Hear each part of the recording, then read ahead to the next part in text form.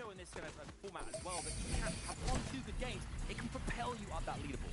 I mean, talk about hot and cold. This is ice versus lava. This is like when they go down off spawn, they can't have a game. I mean, I think it was after game 2, they were last place. They were 50th. And then, of course, game number 3, they had an incredible game, which boosted them all the way up on the leaderboards. And they went up 40 places, 10th place after 3 games. So hopefully for this duo, they'll have a few more success off spawn and maybe even break into that top 5. But the disgusting part about Malibuca and Thomas, though, is the impact that they're able to have once they do make it off spawn. Because you can see Two's Futric, even when they manage to defeat Malibuca and Thomas at that initial drop, it doesn't mean as much for their late game because we're seeing Malibuca, we're seeing Thomas, they get a Victory Royale, they get 3rd. They have 24 eliminations, and 23 of those were established in just 2 games. Pulse rifles for this duo. They're always going for that pulse rifle. It's unbelievable. They love it. Obviously, we have 10 teams here. There are 50 duos competing. Let's have a look at 11 through 20 as well here. And some, again, big names here on the board. I want to focus on Janus and Reason. Taco, why are they ones to watch today? Well, Janus and Reason, I think, are a team that they really just need to solidify their actual consistency because we saw half of their matches yesterday resulting in top 10 finishes, but then the other half, unfortunately, much on the other hold of that, where they just didn't have the point accumulation that they would have wanted, 0-point impact essentially, and it's tough when you're in that sort of position because you can see the potential in those 3 games that they did have the top 10s. Yeah, you say solidify consistency. They also have to solidify their drop, so they got to make their mind up because they landed in the middle of the map for the first 3 games. They actually had a bad game 3, so they thought, you know what, let's switch things up. Let's go towards the north side of the map, and it did work out. Game number 4, I think it was a 5th for them in that game, so really solid, but they didn't actually ending off the day as strong as they started it. So that's why they're a little bit lower down and we can see them dropping a few places. So where will they land today? I don't even know. We'll have to wait and see. Who knows? They're right on the precipice of that top 10. Equally are Vidil and Mr. Savage. We didn't see them too much yesterday, but they are still massively in contention there in 12th position, Taco. No, talk about a team that really started to come up on the second half of the day. Vidil in particular, I remember having that insane 4-piece clutch finish that just solo impact points, I think, was the storyline for this duo, but they need to just get to late game as a duo. Yeah, I mean, we should talk a lot about, you know, the way in which our players are actually going to be moving around the map as well, because it's so key. Obviously, POIs and how they rotate is a huge factor in any Fortnite lobby, but when it comes to grand finals, you've really got to take it into consideration here. 2 players, Gripey and Flixie here. Mid-game slightly different for them. They utilize the Storm differently. Mini, how do they go about their affairs? Yeah, they do things a little bit differently, and it's something we've seen from a lot of our teams. Actually, they have an interesting off-spawn strategy, which then enables them to have a really different mid-game strategy. So let's just take a look at how they go about it. Of course, landing at Mega City. There's so many teams around. There's so many players that can actually, you know, contest them, of course, have those off-spawn battles. So, I mean, this is a team that they have been making those really interesting mid-game rotations that we can often see. You know, of course, getting those kinetic blades as well. So I'm excited to see what these guys can do today. Yeah, I mean, we talk about it all the time as far as getting that surge damage threshold. That has been one of the most crucial aspects as far as players are concerned. And for Group A and Flixie, I think what they do excellently is they just have a very solid strategy for establishing that surge damage early on. Here, Revsguard getting absolutely torn apart by the attack SMG. It's the accuracy from Flixie and the attentiveness from Flixie as well. So regularly taking time while here in Mega City to make sure to build up that surge damage threshold early on so this team can then have the luxury by taking advantage of some of this natural height elevation as well because they're super familiar with Mega City. Yeah, they're kind of just lurking around the contested teams around Mega City. There's so much real estate in that area. They can kind of just afford to do this. And then, of course, when they get to that mid-stage of the game, they can box up on top of one of the many skyscrapers that are in this location and just capitalize on all of those teams rotating in. And this is the most important thing for this team, setting up for success, making sure that Storm Surge is not going to be a problem by doing their homework early, getting it done as soon as possible. And what I really like here, Flixie actually going down, farming, getting materials and loot while Gripey's getting the tags. Yeah, just keep note of how many heals and shields are actually keeping in their loadouts because it kind of indicates the fact that, hey, we're looking to make trades essentially for our surge tech damage. And those trades early on, again, you build up that surge damage, you don't have to worry. You can take these luxurious rotates to prioritize elsewhere. But look at where they're going. They're going all the way into the Storm. They actually get those kinetic blades all the way towards that Kenjutsu crossing because Kenjutsu has 10 kinetic blade spawns. It's going to be so much extra and they take advantage of that. And look at this positioning on that dead side of the 6th zone, which gives them that front side, that first take into getting into that 7th. Yeah, we saw the kinetic blades yesterday as well, particularly with Queasy and Vino, utilizing them so well. when it comes to like the high ground, we saw them kind of dominating yesterday. Do you think that's a real factor today? The high ground's going to play an important part in this? It definitely is, and particularly for the teams that do have Kinetic Blaze, they really want them because, of course, it just gives you that flexibility, especially when you have that purple, that epic version. You have 3 charges, so it almost never runs out. I don't think teams will ever run out of charges when it comes to the purple Kinetic Blade, so that's why the teams are going all the way back into Storm, getting that damage done as early as possible, so they can just prioritize the Kinetic Blaze. Yeah, obviously, Queasy and Veno, they can't carry all of the Kinetic Blades, but also, if they're in the lobby, they're going to be trying to take height, and these teams know it. Yeah, they really know. I think everyone's done their homework. They know exactly what they have to do today. Obviously, 6 games left to play here now, and those points are so imperative to get yourself up that leaderboard. We've talked about gods here as well, and there are 2 deities waiting in the wings here for us to join us on our family here. Let's bring out our casters. It's Shio Wage at Level 2K! Hey yo! Good to be back. Good to be back. I'm like a fan club. Like, yeah! yeah! How's it going, guys? Going good. Good to see you. Good to see you. Yeah, what guy? This is the last day. This is day 2 of Grand Finals. I mean, we saw yesterday, Queasy and Veno, we talked all about them. What an impressive day it was. But going into day 2, any other duos you have your eyes on? What do you think is going to happen? Ooh, what do I think is going to happen? I could be here for a long time if you want to talk about that, right? Because although the race for first place may not be looking like a tight one, when you look down, lower down the leaderboard, top 5 is so important today. So many different teams still have a big sort of claim for that. Absolutely, and based off yesterday's performances, a lot of teams can rise to like legend status. Vanya Karmi looking really good. What can they actually, use to get that extra step in? And then seeing that Irizumi pulse rifles almost every game, top 15, breaking into the top 5, that's their goal. Yeah, I mean, I think going into this this last few games as well, you mentioned 6 games left to play in this. You guys have been here before, you've casted the action before. It gets even more exhilarating as you go because you know how much it means to the players to get into that global championship, right? Yeah, 100%. And you see in the difficulty of these games, these are some of the toughest games I've seen in so long, right? Dead side of the zone was so much deader than it usually is because everybody's struggling for surge, right? Everyone's struggling for surge. Everyone has to go to congested side, even on height. Barely who are Queasy and Veno having to deal with people chopping them out. Nobody has mats. Everybody's just falling to low ground. And there's no second chances. Any mistake that we saw, absolutely punished. You saw the loading screen. Everything's just gray for you, Taco. Yeah, no, I think one of my favorites is actually Thomas and Malabuko, one of the games where they were on height with those pulse rifles. Anyone that tried to come close, immediately terminated. And of course, this is a top 5 situation for teams that want to get into that global championships. But if the team has already qualified, that then makes it a top 6 situation or even a top 7 if Thomas and Malabuka can make their way into that top 5. So lots of storylines to focus on. So many storylines, and it's all coming your way. You have a front row seat, and I'm hearing that the bus is loaded. It's ready to rock and roll. A storm is bubbling. It's brewing. We can feel it in the air. It is time for game number 7.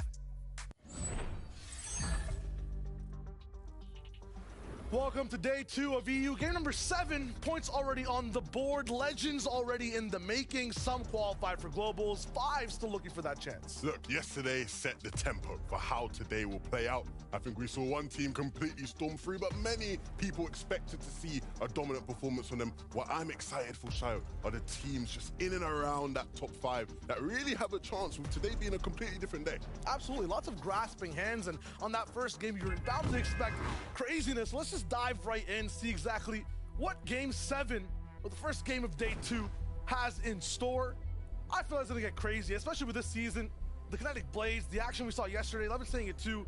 First place kind of secured in a throne right now, locked in an iron grip. Can anyone kind of ease the tension there? That's the question. Queasy and Veno, they land through. Well, instantly, the thing I'm happy to see about these guys is they land that Kenjutsu crossing uncontested. There were questions about whether somebody would contest him. There are a bunch of teams in this lobby, Shire, who have landed at Kenjutsu this season, some of which haven't had the best of days. Fire Hunter in particular was one that I looked at and thought, hey, maybe they land Kenjutsu, go back home. Game 1 at least, or Game 7, things are normal at Kenjutsu crossing. No chance at all. Some of those teams were landing there in the grand finals as well. Queasy Veno went through that hurdle. A new thing I'm seeing over at the racetrack too. Usually, this is an awesome hot battle we like to watch at least 6 out of 6 games yesterday with lots of third partying. Thomas HD, Malabuka allowed to just play their game. Where's Tusum Putrick? Well, look, we've seen switch-ups at the racetrack. There are no switch-ups here at the Citadel. Snazy and Podosai once again contesting Shamoki and Suzy off spawn. And once again, Shio, they're looking like the dominant team in this fight. It's scrappy both ways, even though Snazy Podosai have come through and won overall on the spot. When it comes to the day, a little bit more finicky, a little bit more struggly when it comes to mid-game and end-game for the duo. That being said, this does look like the strongest we've seen both Snazy Buddha side. Not too much chasing going down, and a definitive finish to start off the game. Yeah, and it's going to be hard if you're Shamoki and Swizzy, right? From a mental perspective, they came into this FNCS with such high hopes, such high expectations, with how impressive their performances have been over the course of this major. But here, in the actual grand finals, not given a chance to play their game, do they just completely look to readjust? Do they keep fighting and battling through the Osborne battle? We'll see how it goes. For Boaz and Jerdy, I mean, if you're talking about patterns on day one, they were the best team after the first game. They came through Elam heavy, second place overall, dominated. Hopefully they can get that hot start here today. Vino and Queasy, there's so much space. Even on the south side, as you mentioned, Kenjutsu's absolutely free.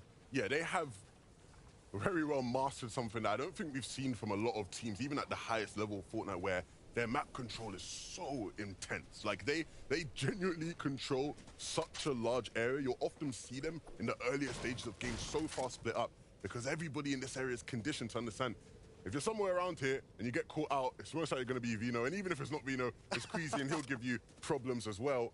I think the big thing from what we saw yesterday is the Steamy Springs area, right? Just over to the west from where Vino is now, had a lot of fighting, a lot of contention going on, so it allowed them to get a bunch of early surge. We'll see if Vino looks to continue to capitalize on that. Obviously, these guys here on our screens were capitalizing on that a bunch, right? Cammy and Seti, very impressive day one. They were also able to look towards that Steamy Springs area to the south of Frenzy and just pick up some easy Storm Surge damage and tags as well.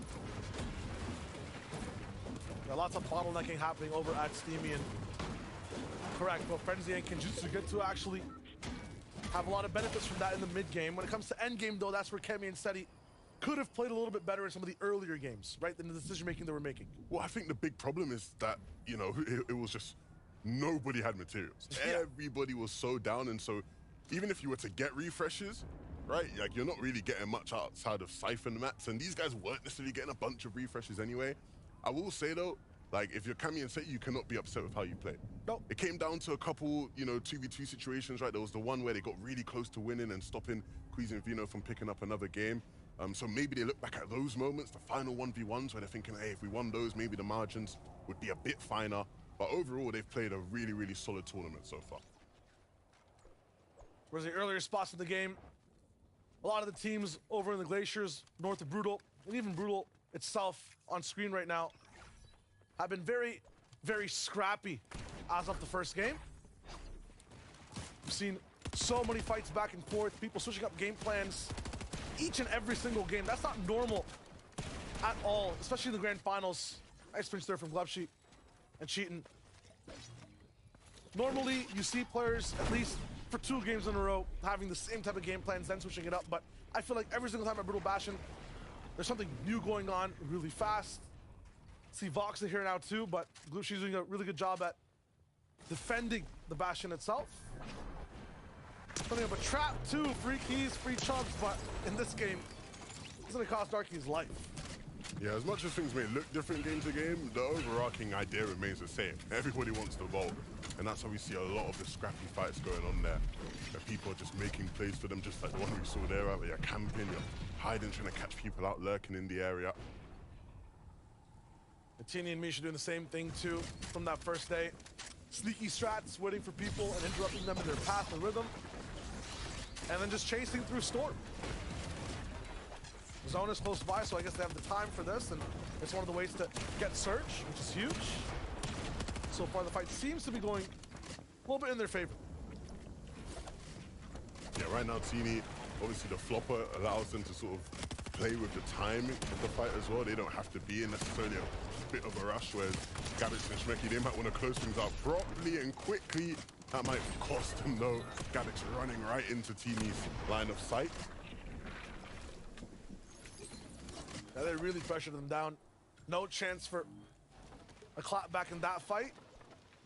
Asa Slove, looking at them in the mid game, they were attracting so much attention from duels across the entire map, I feel like. Every time we saw these guys electing to start fights, and it's no different in this game already.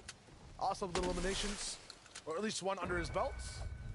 Yeah, I wouldn't necessarily say attracting attention. I'd say more so seeking it out. Yeah. Right? They're the ones constantly looking for fights, and They are very entertaining to watch in those moments, as especially we saw hitting some really clutch shots at times.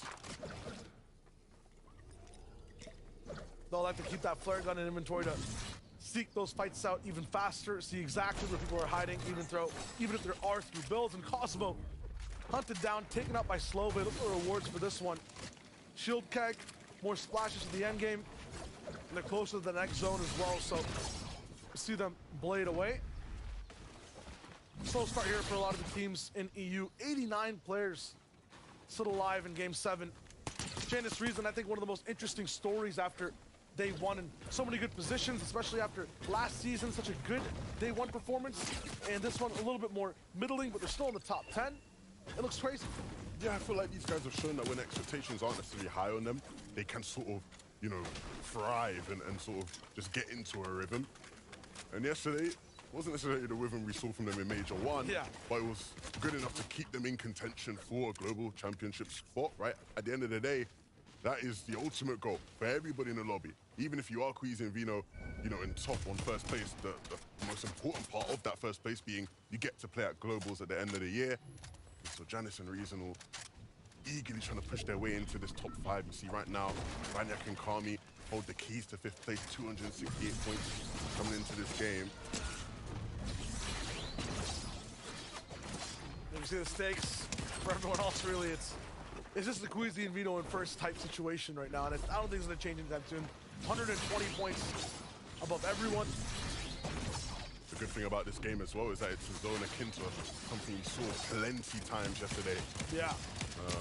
We had a lot of South zones. I think every zone was actually a South zone yesterday. I wonder why Queasy's in the lead. Hey. So, again, this game will probably look somewhat similar to some of the things we saw yesterday. If that's the case, then I can expect those two to do well. I'd like to think Mixon and Blatcher will do well as well, because these guys finished the day 3rd. Here in the mid-game, they were having a bit of an issue and a bit of a fight where they're using a bunch of their shields now. One thing from these guys is that they're just survivors. Every time you see them in some of the worst spots, they come out scathed, but at the same time still both alive. Some of the times Bixton's had to clutch up for the team as well. Saw some great ones in Game 3 and 4 yesterday. We'll see if they can hold on to that top 3 spot. Tayson or Stash rocking through, and a nice win yesterday overall. They're on the boards, looked good. What else do they have to do today, though, to keep that elevated status all the way up? Just be themselves. At the end of the day, these guys have been one of the best teams this season when they've played. Even with some of the ups and downs they've had, right? Obviously, the question around Tayson is always going to be, look, is he motivated to play at his peak level, right? And even when he's not motivated, he's still just better. You saw that yesterday, right? Obviously, they won Game 1, like you said. Tayson had that crazy 1v2 clutch in Storm at Slappy. So, again, I think these guys, their mentality is more so, let's do as good as we can. I don't think they're putting expectations on themselves of, let's go and push for first place today. Taking it game by game, which I think is the important thing to do. Taking things game by game. I feel like they've got what they've needed from the FNCSs this year already, which is being able to qualify for the Global Championships happening this fall. Kaizen and Voxy haven't really had a home, I feel like, the whole time we've been watching them in day number 1. Seen them in so many different spots inside the mid-game. But now, with this type of loadout, it looks good. Day 2 is all about just new beginnings, fast starts. They seem to have that momentum, taking augments for the moment. There already are a lot of teams based up inside, one of them being Vidil and Mr. Savage, who I think a lot of people, if we're talking expectations, had huge expectations for this duo based off of their week 1 and 2's performance. Yeah, and I didn't agree with that at all. I didn't agree with it at all. I felt like a lot of people were putting, you know, way too much pressure on their heads. And understandably, they had great performance. And I think naturally, as a big Mr. Savage fan, it's very easy to almost lose your head, right? Oh my gosh, Mr. Savage is not contested. He's playing well. He's playing with Vidil. Vidil's absolutely insane, you know. But I spotted some problems with their mid-game in terms of them being able to deal with Surge. That was a problem for them yesterday. Hopefully, they've adjusted, right? Obviously, they've had the night to road review, figure out what their new plan is going to be. And so we'll closely follow over these next 6 games, right? Because they're not out of it completely. They can still get top 5 with a really good day today. That's the most amazing. It's that mid game. Yeah, it's the most amazing thing about them is that it's not about just the win. It's overall the top 5. When it comes to a lot of these teams, we're in and out of that top 5. I want to see what's up with them. So, Takada, show me what we got.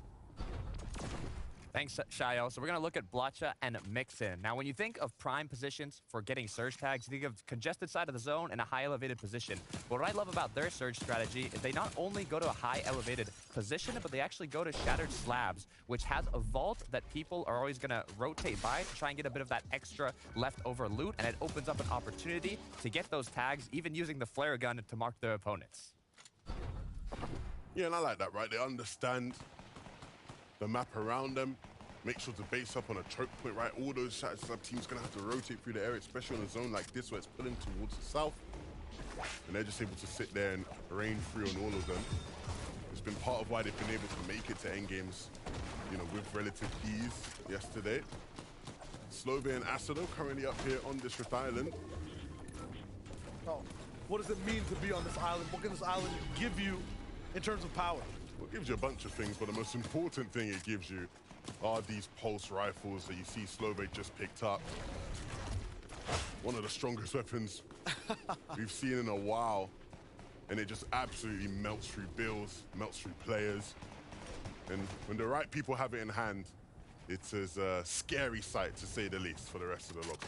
Absolutely. When people such as Slovia and Asa, dangerous people have it, then it's trouble, trouble, trouble for the rest of the lobby. We talked about them seeking more fights, seeking danger. That'll continue. Seti Kami looking good on Surge, 520 above on that backside for Noxy and Jerky. Always just going through the rough. And right now they're gonna commit to a fight because they're just barely above that Surge threshold. Very good entry here from Doxy, sliding all the way in. Firebro down now on one of the sides and fully taken out. That's gonna be everything going right for the duo. Yeah, that was a really needed win in terms of just putting them in a more comfortable position above Surge. They're still going to run into some issues. They'll hope for a lucky zone pull in terms of not having to move all the way towards the west. But right now, things are looking good for Jerky and for Doxy. Nice loadouts. The materials are still looking all right as well. Be a tough puzzle to crack to get out of that situation, though. You got Sendai and Lucia on one side who never let you go for free. We flip over to the north, though, instead of the south now, watching Zara and Zangi. And this is one of the first times looking at a team, at least in this game, not being too high above Surge. They need to damage someone, but Zara sticks his head out for just a second. Taken out. I talked about making mistakes, even being in the wrong spot for 1 second. This lobby will punish you, and punish you hard. Yeah, you see that now as well. Zangi tries to go for the revive. The lobby's not letting it happen, and rightfully so. They get chopped out a bit. And right now, it just leaves Zangi all alone. The prospects of a reboot will be tough. Maybe you could do it in Storm on the Rift Island. But even then, the whole lobby is going to be watching, waiting. If Zara gets picked back up, he might just have to play the solo. Yeah, and Alex Diox are trying to go for him. They actually have a lot of loot to work with here. The metal from Zara, some of the slurps, but they want the elimination. They want the 4 points. Zone's moving, though. Got to balance positioning and aggression. The only problem I have with this team, Shai, this is another game where the zone is favorable for them, and they're not looking good at materials, right? Andilex has a good amount of metal, wood and brick non-existent. He just picked up a little bit of extra metal, too, so beforehand, they were absolutely shambles. We'll have to pick things back up. PKR and Link saw them elevate their game a little bit towards the back half of yesterday. Started popping up. I think this is one of the teams who were getting bottlenecked moving in through the mid-game and started to figure out what was happening and going wrong. They're going to be based up beside Sinet and Irazumi, who usually have the Rift Island, so this is going to be one of the games where we don't see them with too much power. Nevertheless, both teams should be relatively low on Surge. They're up against Fastaroki, Versace Tayson on one side as well. And we'll tune in with that fight, actually. They're going head-to-head. This is, I would say, slightly Tayson favorable. Yeah, and they don't even need to fight, right? They don't need to fight. Well above on Surge, their loot's okay. I wonder if Tayson actually has movement of his own, right? Because Mustachio's has that blade. Zone's relatively nearby, so if they both have blades, they'll be able to get into zone again with much ease. Splitting the materials now as well, I think. So figure out just where both are. Getting scanned multiple times. Even though you're close to zone, this is one of the most important things, is making the right call here. Yeah, to be fair, in some of their best games, even the win they had yesterday in day one, they were able to win working with relatively low materials, right? The materials right now aren't looking incredibly fruitful, and I think that's part of why they're thinking, can we get a refresh? Can we put ourselves in a better spot for that without giving up too much? More teams getting attracted here. Sinet and Irizumi talked about how they might be low on Surge. They're also right on top of Fasroki's wall, so 2 teams behind Mustache and Tayson. 4 opportunities in terms of players to get some loot. It's Hydro and Fasroki that actually benefit from the low Surge points of their enemies from before, and they'll be able to pick up all those mats. A few extra left over. I don't think Tayson and Mustache have the time to get him, but they're still knocking on this door. Man, why does it look like every time we tune in with these guys, they're in a different, completely different game with a different rule set? No one ever affects them. 758 above Surge, a few more elims, like, it confuses me. I'm telling you, man, every single game yesterday, you just see these guys on dead side of the zone. It's just so easy for them, the way they play it out. They pick people off throughout the games. It's it's the Queasy and Vino show. What more can I say? It is the Queasy and Vino show. It's why they're so far ahead of the rest. They land towards the right side of where the zone is. Kenjutsu crossing, and somehow they found the dead side on the left. They're playing completely mirrored, just knowing exactly where to be at all times. It's huge. And this is also a unique perspective. Alabuka with a pick in the feed, and Putrick also alive on your screen. You never see that in day one. And they're both getting to play out their games. Yeah, but what would the implications of that be, right? I think we saw when given the chance to play games out, Malabuka and Thomas were absolutely electric. They only had about 2 games where they got to play, and it was enough to put them in the top 10. They were about 8th place. I want to elevate past that. Blotcha and Mixon want to hold on to their top 3, top 4. And for these guys, we tuned in with a segment that showed us exactly how much they invested in the early game for all their tags. Now, they get to not really worry about the damage, but they do really have to think about what to do next, being low on mats with not many teams beside them to fight. Have to be very careful with their next move. Meanwhile, Thomas, Malabuka, 3 eliminations already. Endgame hasn't even started yet. But will they be as dominant in this endgame without Pulse Rifle, right? We've seen them in hand. They allow them to just sort of get out of really difficult spots with, you know, relative ease. But without those in hand, without that power, will they be as powerful in this lobby? Only have rare blades as well, so they will definitely be nerfed.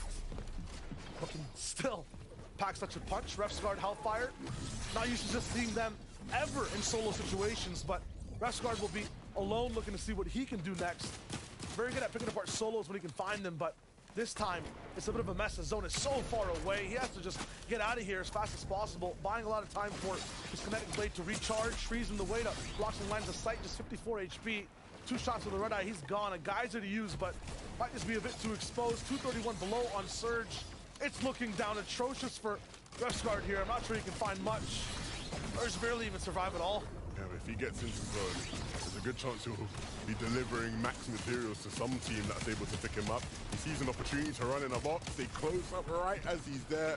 Couldn't quite find the shot. It wouldn't have put him up above anyway. 217 down below. Who's getting this loot, Llama? Look at the materials down below. 400 in each and every single one. Teeny's here.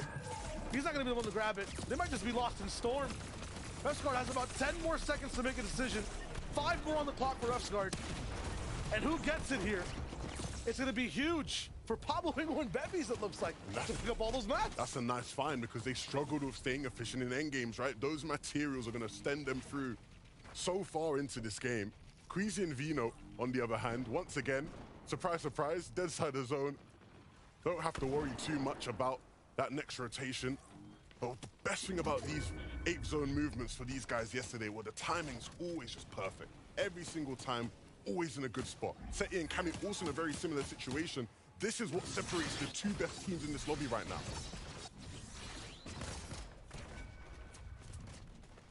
They haven't even taken a single shot yet. You know what they say, power, usually silent. Both these teams looking to elevate soon. Right now, just staying back, and they're actually focusing on Tayson and Mustache coming in for the backside. Gonna both face up close by. Just these 3 teams in proximity of each other have more points than everybody else in the lobby. It's ridiculous. And there they are, 1, 2, and 4 on the boards, box to box. Jalen POV might not see where they are, but they will be here soon.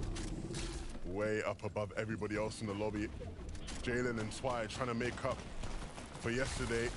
They didn't quite have the performance they would have wanted. First time grand finalists. But here in day number 2, activating some of their qualifier form. Reason Janus, huge time to get a refresh, but it's not going to be the most expensive one. Just a few mats in, and they'll try to split. Reason giving actually all his mats over to Janus to use. At least the brick and metal. Said he's still picking up a few players in the feed, so even though they're boxed next to Titans, they're finding ways to make their spot the most efficient.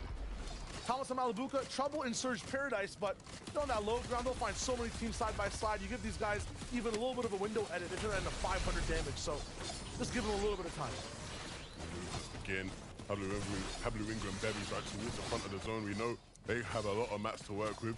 Kami and Seti starting to run low, but opportunities for refreshes will arise as the first move in zone continues. These guys are moving through on that left side, and they're making their way to the front. Want to clear out this layer as well, make sure they have the claim. Vino and Queasy looking to chop height. We know they did it every single time, and it's always around this similar point, chopping things out. And they're going to start to katana towards the front. Jalen and Twy, they are now the ones being chopped out. And Vino and Queasy, again, just wait to time it perfectly before they go up. Second protective layer, all they want to do right now is just wait. Let everyone else just waste mat. For everyone else just go down to the pressure. Reason might be the next one here, as he's forced into the depths of the ocean to just try to stay alive. Not much else to see from him, though. Podesai falling on the feet as well. Thomas HD getting Zangy, so that team still very much active on low. Reason might be their next target. He's Tayson on the left box and more fear on the right. Up top on height. Queasy Vino also waiting and absolutely grab it. Perfectly timed. Jalen forced to move away. Tui as well. To start off the day, 120 points ahead and win the game as well would be huge for this team. It would just be a continuation of the dominance they showed us yesterday. 4 out of 6 wins. Can they make it 5 out of 7? Reason, he's just trying to stay alive for a bit longer, right? The more placement points you can get, the better. But he cannot afford to take a lick of damage. If anybody sets their eyes on him, it would be an easy pickup. And that's it right there, tasting a mustache. They're not going to be looking towards the skies, but here on this layer, they're going to look to see if anybody's lurking in the back. They need a refresh and desperately. They'll just pick apart anyone who's down below. Meanwhile, Map and iDrop still moving through. I found a few, 5 total as a team. On the left side, just riding that zone line. Kiro, they've identified one solo, but choose to elevate a little bit. Meanwhile, Thomas HD looking down for top 4 eliminations. The roadblock with Vortex and Japco in the way. They elect to go a little bit towards the right, but then delay just a little bit to confuse enemies to their exact whereabouts, and now wrapped around their opponents and are about to have a drop on the backside of Gripey. They're just gonna have to jump in. They have no materials left. They want to take this fight. They don't want to have to drop down so low this early. And they're just trying to force their way into the boxes. If they had the pulse rifles, it'd be a bit easier, but still making it happen. In that box, Thomas picks up the map. Slick sees the one down, and he picks up another. Malibuca's fallen though in that exchange, and so now it's up to Thomas to clutch up. Every angle, every degree, his shot, his awareness just magnetic. If there's a person's head on his screen, it's gonna go down in mere moments. Thomas HD will find some reprieve to see what he wants to do next. Meanwhile, Vino, he's just going fishing. Up, down, left, right, doesn't matter where he is. He's finding Elims as much as he can. They picked off Jalen and Twy from height, but Vino finally confirmed the elim onto Twy. Mustache now jumping in and around, just barely getting onto low ground. Joining up with Tayson. They see a player on the wall. Now he's above. Can they cut him out? Tayson looking to deal damage, dropping down. Needs to be careful of the team above him. You know who it is. Queasy and Vino, they're ready to strike. Mosh pit in the end game, and now there's just 2 players left down in the box. Slivers of HP. Vino tries to find that left shot, and it connects. It connects well. Another one, and call EU a monarchy, because we have 2 kings. Game after game after game. It's Queasy and Vino. It's so repetitive. It's so predictable. Every single game in this finals, they look like a threat. And here, in game number 7, day number 2, already being in first place, already dominating the region, and they've won another game, 5 out of 7, Shia. Effortless every time, which is the scariest part because it means that no one's getting close to interrupting anything they want to do. You want height, wait those 2 zones, let Vino cook and chop, and then take it. After that, Queasy, you can build up this man, do the work. If anyone gets beside Vino, Queasy has a shot on them once again. Pablo down, Vino finds everyone all around. I mean, this is just perfect Fortnite every single game. And the scary thing is this is even better than what we saw from them in some of the games yesterday. Even more limbs, right? That was the one thing that you could say maybe they didn't quite do perfectly last game. A bit passive in that regard. This time round, double-digit elimination game. These guys are just unreal. If the guys who are getting the VRs are taking the elims, that's one thing. That's trouble for the region. If they're already 100 points plus ahead, might need to call it right now, Levin. Look, they're very, very lucky that the rest of the lobby still has a couple more games to try show us something, because right now it is absolutely, unequivocally the Queasy and Vino show. Adam, analyst, what else do we have to say?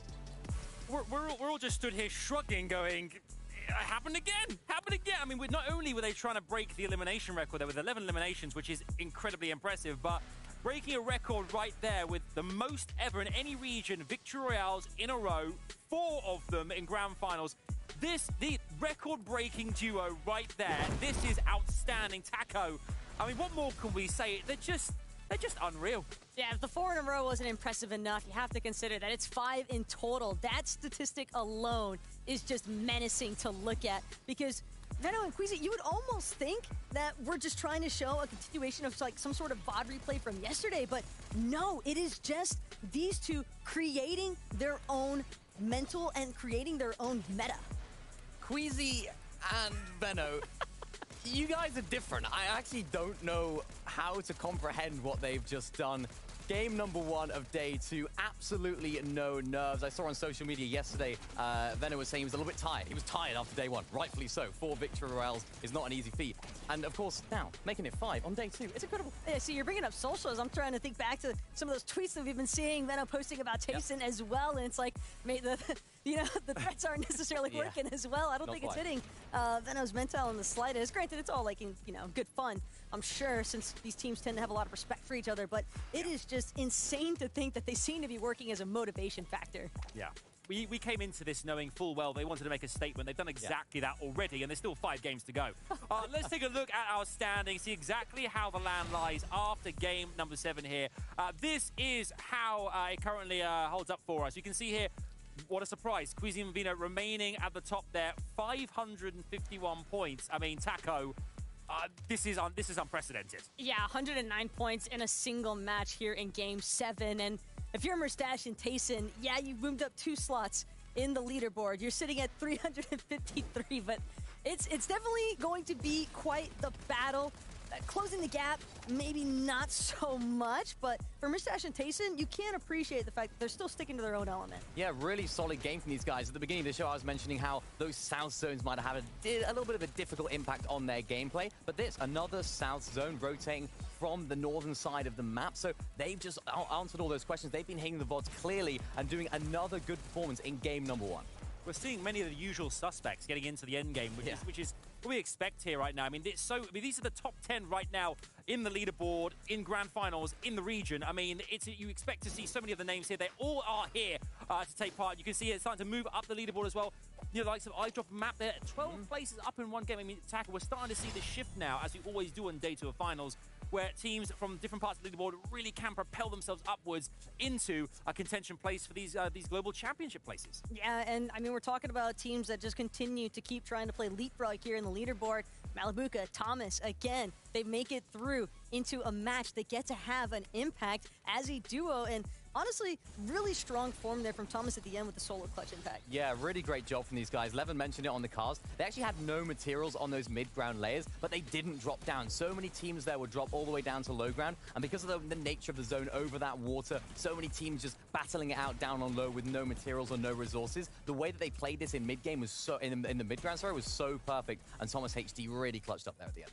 Yeah, he really did. Look at the rest of the leaderboard here as well. We can start to see eliminations as well now. We focused on these quite a lot. We're starting to see a lot of teams or duos starting to kind of rise in their numbers. Their digits there are starting to really total up. And we can see Queasy on 39 now. We talked about Blacker and Mixing yesterday with 33, but other teams as well are starting to get into the 20s and such now. So we're seeing a lot of aggressive Fortnite to a degree because we're starting to get a lot of them and starting to rack up those points, which are worth so much in this competition. Yeah, so many of the teams would have looked back at the VODs from yesterday and think about how can we improve? How can we change up our game plan? Because for a lot of teams yesterday, they were running out of steam. They were running out of materials going into those later zones. So they're going to try and fix those issues, be a little bit more aggressive because it's now or never. You don't have a day 3, you don't have a day 4. This is day 2. It's now or never. Yeah, and I can't say it comes as much of a surprise to see teams in this top 10 with some of the highest elimination counts throughout because of the fact that we're seeing so much congestion actually building up. We touched on it at the top of the show as well, where teams that are kind of forced to all be in the same surface area. I mean, there's only so many places you can go, so we're seeing a lot of this elims, I think, taking place in like 9th, 10th, 11th, 12th zones. Yeah, we really are. I mean, this competition as well was all about celebrating the new talent coming through as well.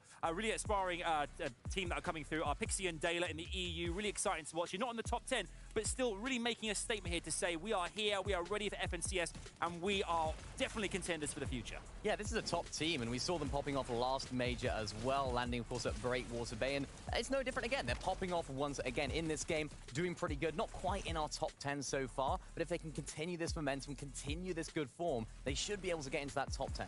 And something else that I like about Pixie and Dayla, granted, they didn't get a chance to exhibit it here in Game 7, given the way that Queasy and Veno chopped out Jalen Twy on high and then overtook it themselves, but Pixie and Dayla are a team that we have seen making efforts to try and overtake high ground. Yes, that high ground is so lucrative, isn't it? We've seen the low ground and mid ground plays are one thing, but I think at this point, Queasy and Veno seem unstoppable on the high ground. I mean, Mini, does anyone dare challenge them at this point? Well, Jalen Twy tried, and look at how it ended up for them. Not so great. I mean, they ended up clutching up the 3rd place, so great job from Jalen right there, starting the day a lot better than they finished it yesterday. They didn't quite have the best day, so they're trying. People are trying to get up, and I think it just highlights how good Queasy and Veno are, because Jalen and Twy held onto that height for so long. They just thought, we'll just chop it down, we'll go on top, and they had the mats for it. Absolutely right. All right, there you heard it. Game 7 is done. We now move on to our next one. But what is going to happen in this? Can Queasy and Veno continue this record-breaking performance? We'll have to wait and see. Can they get another Victory Royale? We're going to hop back in to the next game and see exactly what happens next in this exciting story that keeps delivering the goods. It's time for game number 8. Another day, another Queasy Veno win, but on the other side of the coin, top 5 still up for grabs for the Global Championships later this fall. Yeah, and it's very, very important, right? You don't want to miss out on a chance to play at the Global Championships, the biggest and best competition in Fortnite, and still so many of these top EU teams in contention for it. And they're looking really good in that first game of day 2 now. The biggest thing that I'm seeing so far is Surge seems harder. The games seem faster, and off-spawn is even more dire for a bunch of these teams. So let's jump in to the second game of the day, game number 8, and see what these guys got. Yeah, I think if you are anybody in this lobby, you just have to ignore the winning team. Ignore it. It's going to be them, right? You know, I asked Queasy, I said, yo, you want more Victory Royales tomorrow? He said, yeah, I don't want just 1. Not 2, not 3, not 4, not 5. I want all 6. Oh, man.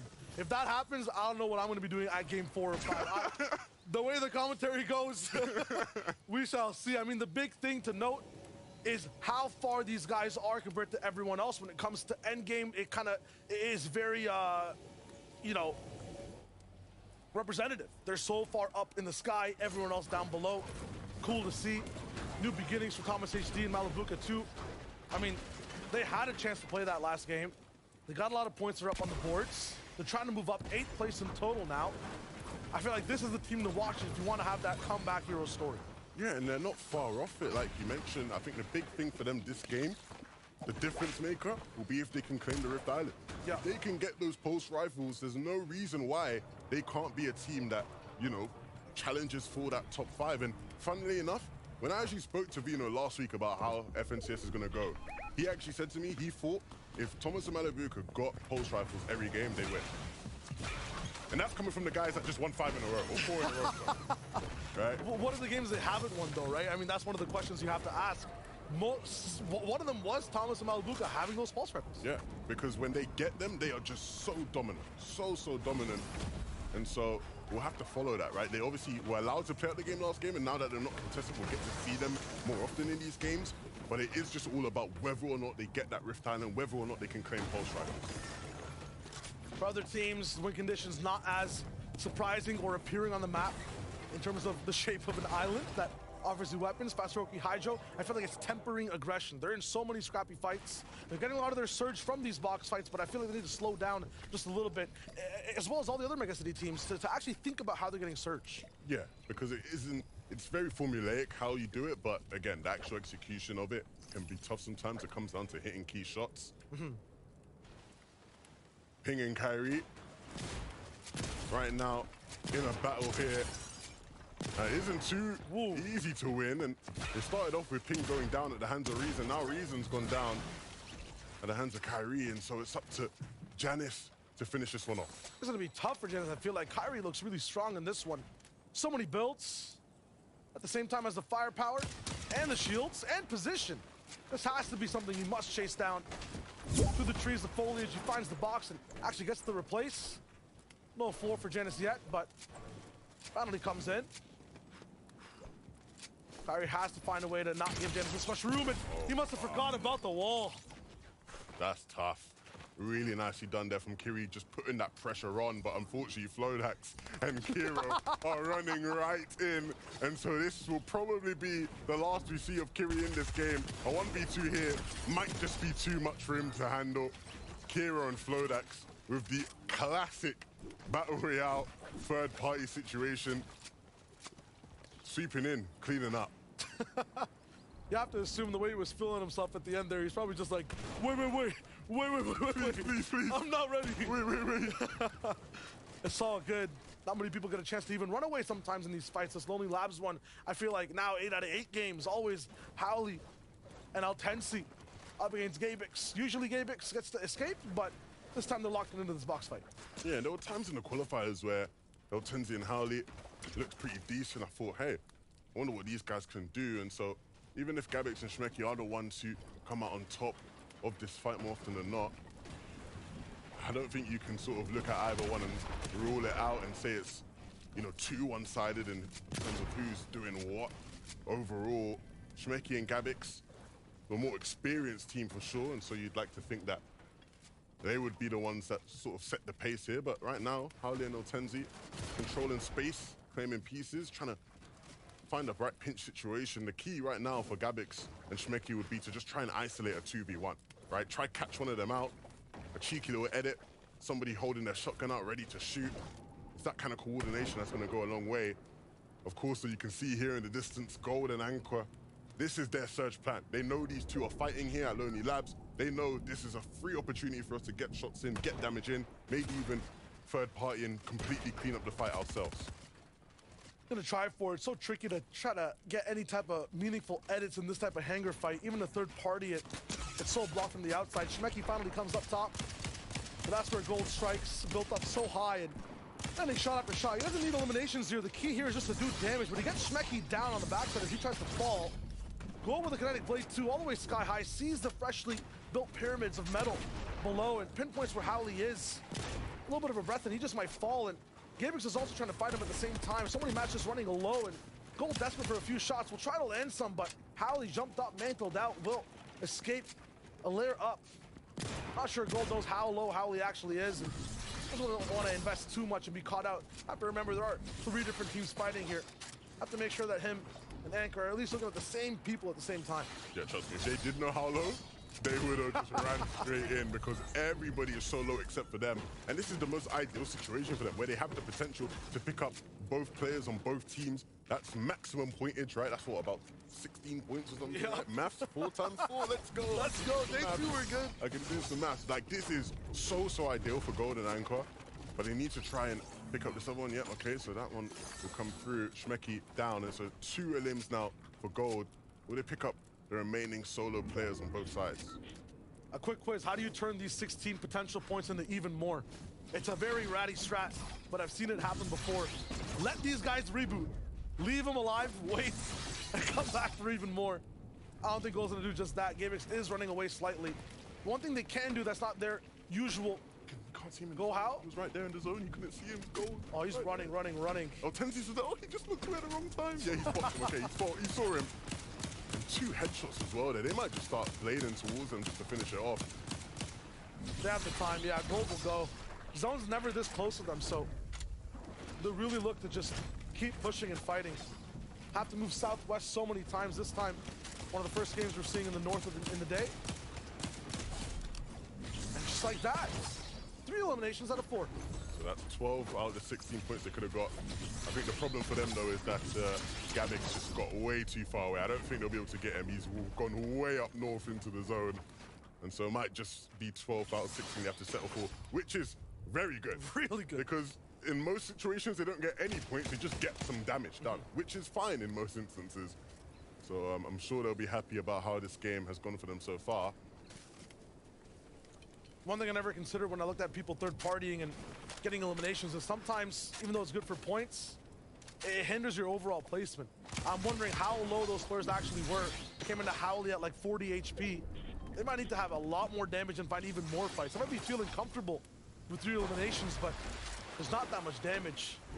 Looking back over at the Kings in Paradise. And this is interesting, right? Because obviously this is now a game where there's not going to be a South Zone.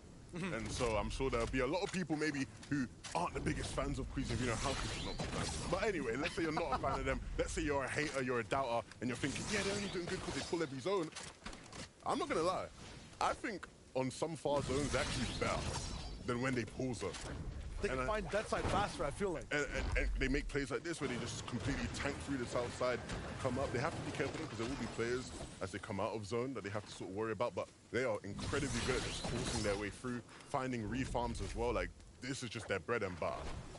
I feel like the Kinetic Blade is the perfect rotation item out of all the ones that could even exist for this team. It just gives them the flexibility to move, edit the ways you go towards zone, introduce the fights.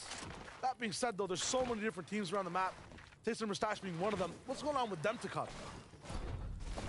What I love about this duo is they have it all. The chemistry, the comms, the efficiency. In the early game, Tayson and Mustache do land on the north side of Slappy Shores, but they split. You can see Tayson is on the west side, outside of the city, while Mustache is still inside looting, but also getting tags, which allows them to pinch their opponents and open up more LOS on their opponents surrounding them to maximize that efficiency when getting tags, but also when looting.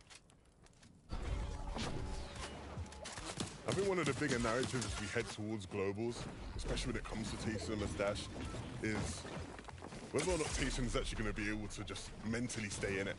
Historically, right, we've seen him get very bored of his teammates very quickly. And I think them winning FNCS last major and sort of locking him into playing with Mustache all year long is a huge deal in terms of them actually being able to, you know, sort of battle through the year and Tayson having to sort of stay on good terms with his teammate, which sounds crazy, but that is, you know, been a trend of him. He's had so many different teammates over his amazing career.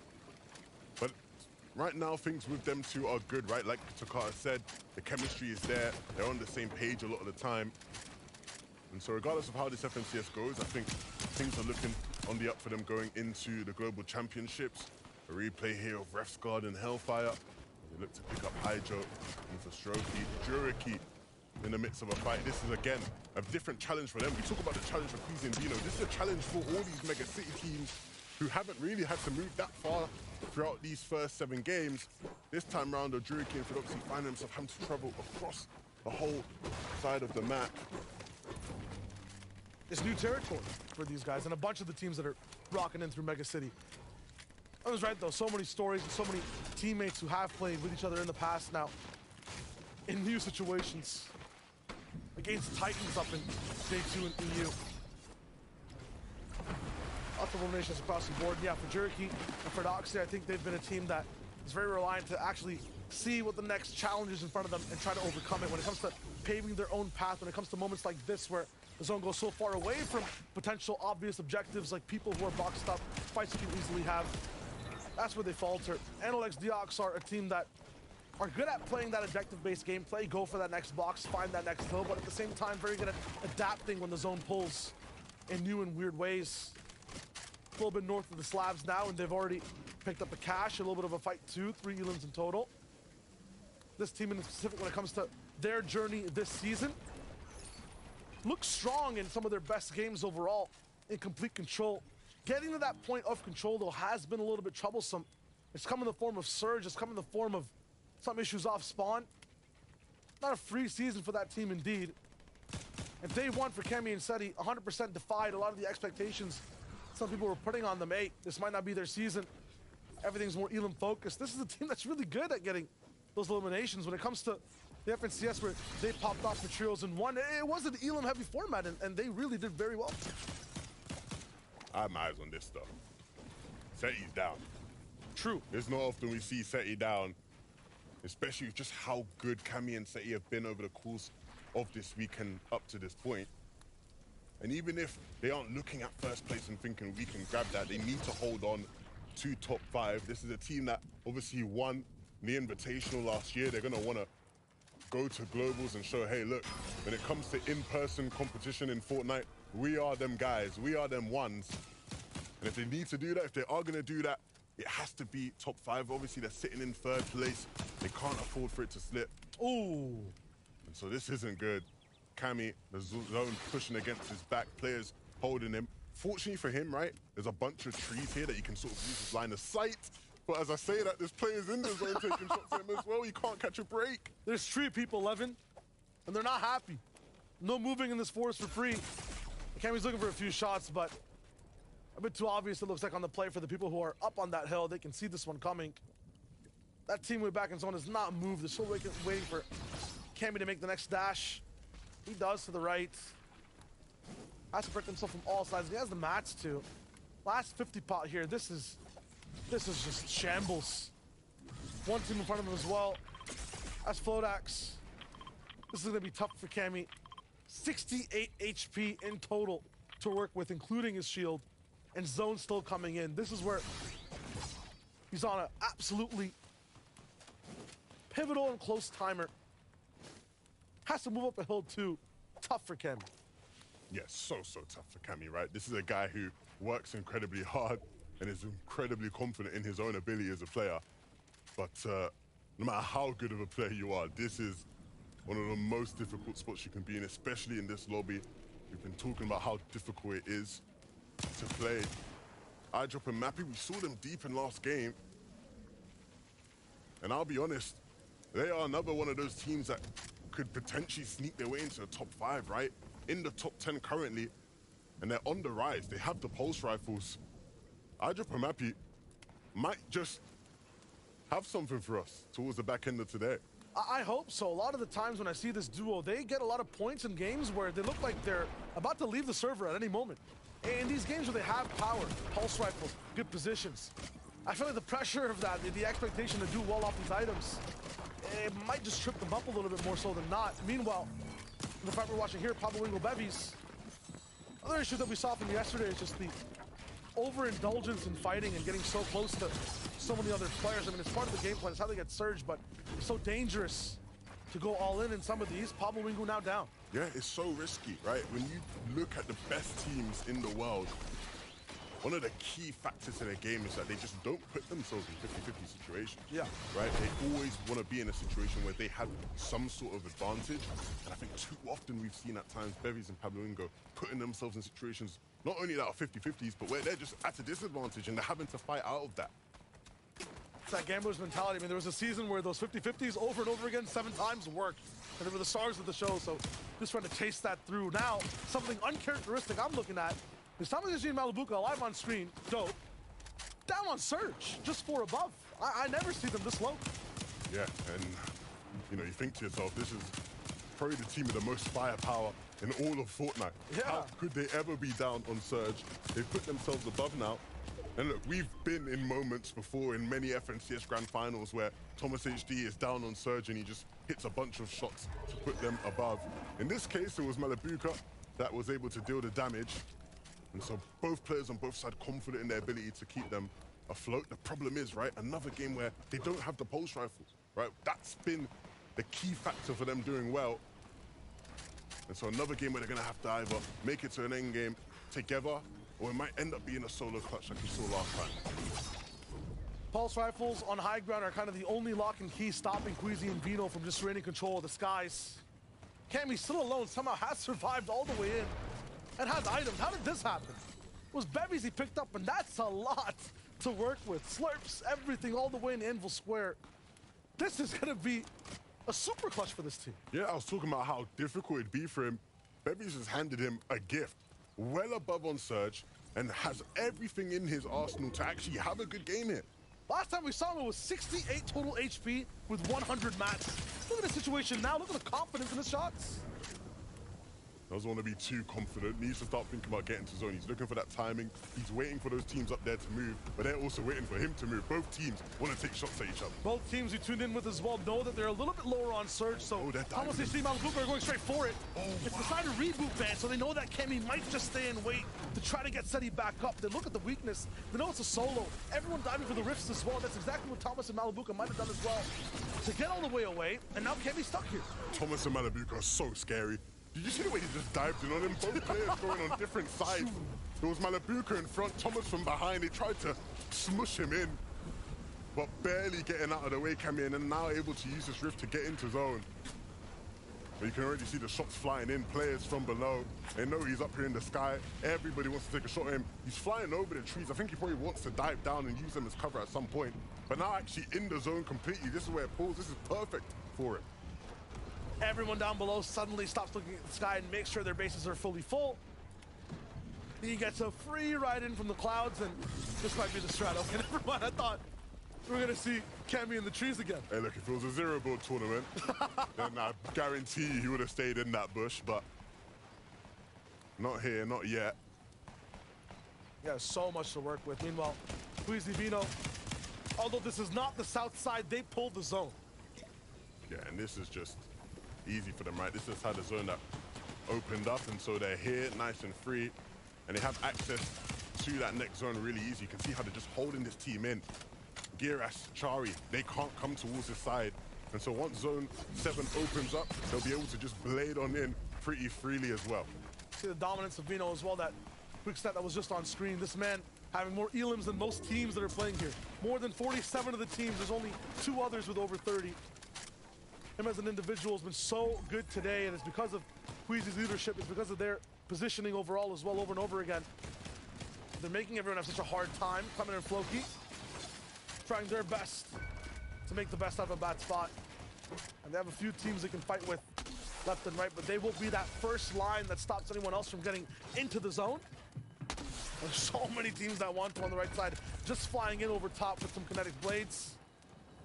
Look, zone's starting to open up, right? That 7th zone is starting to, you know, leave space, but a team like Kemet and Floki, they can't just start thinking about let's get into that space. They have to think about dealing damage, taking fights, because they're down on Surge, and Floki's really down on HP. Now that med miss is going to have to be used fully, as well as the minis. Barely above. Gotta make every shot count above them. PKR, Link having trouble with Irazumi. Coming in Floki, all those is a safe spot. They can't really just find anyone over here. It's so hard to find any type of free shot out of any of these walls. And now they have to move even further to the absolute opposite point of the server. They've got to move over 150 meters. This is going to be tough for the duo. They have those kinetic blades, but they need to find the damage and move at the same time. Yeah, the good thing is, right, obviously the purple blades give them the extra charge. They'll probably wait for zone a bit, but the problem again is what it was just a minute ago. Down below on Surge, they need to start thinking about dealing damage. Spots are being taken, people are moving, they're running out of time. Coming in Floki, you need to find out what's next for them here. It's not even supposed to really take shots. They need to just get into zone and start fighting something realistically. All gonna be cracked in midair in terms of shield. There it is.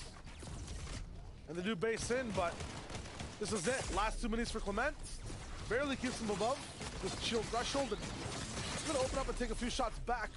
It'll be up against Vino right now, who's shooting him. Vegas is on the backside. They're trying to get up, but you give Snazy 2 seconds to look at you, and you go down. Blading from the congested side of the zone is always risky business, especially if you're going in a straight line. Players just have that vision of you pretty easily. Zara and Zangi down to just 1 build, can't even protect themselves from this lobby spray. And look who's there to clean up the loot. Look who's there getting taken out after picking up the loot. It's Irazumi. And Sined has literally just got the 1 build, can't even pick up the siphon mats of his teammate. A sliver of a moment where there are no builds and you're losing all your HP. Down for 1 second on surge damage and you are gone as a duo. The difficulty of this lobby, of this day, of this region, just seems to be increasing every single game. And in terms of this one, for the end game here at Breakwater Bay, it's going to be even tougher for all these teams. We've been seeing mid-ground teams shoot at each other, high ground has pulse rifles, and now they finally make themselves known. And it's not something we've seen often, right? We know how powerful the pulse rifles are, but we rarely get to see them on height. And one thing you do guarantee when you see them on height is that they absolutely melt every single player that's trying to kinetic blade through. And so now it's up to iDrop and Matt to do that.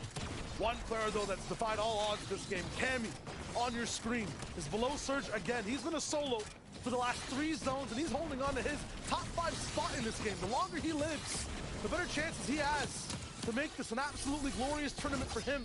And Seti, moving forward, dodging the pulse rifle beams right underneath them, in front of their faces. He challenges shots and only gets hit once. You see just how careful he is, looking to take shots at players as they rotate, covering his head as well. But once again, you see exactly what these guys want to do. It's Vino, Queasy looking up for height. They want to take it off iDrop, and they might just do it. Not much connecting them.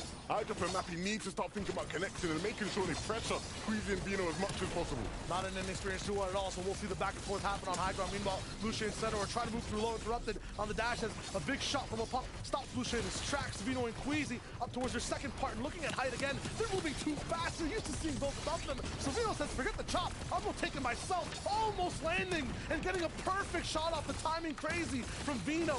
He once again unites with Queasy. A mistake makes it just look like a beautiful rotation instead, and they keep moving on. But this might be the first endgame in so long where we have to see them play a different way. They might not be able to go up without the mats they have left. They're going to have to start going down. And all these teams here down below are so powerful. Cammy, even as a solo, is making himself look strong. Still alive in this one. They dropped themselves down in the top 10's world, and that's where Taze and Mustache are hiding.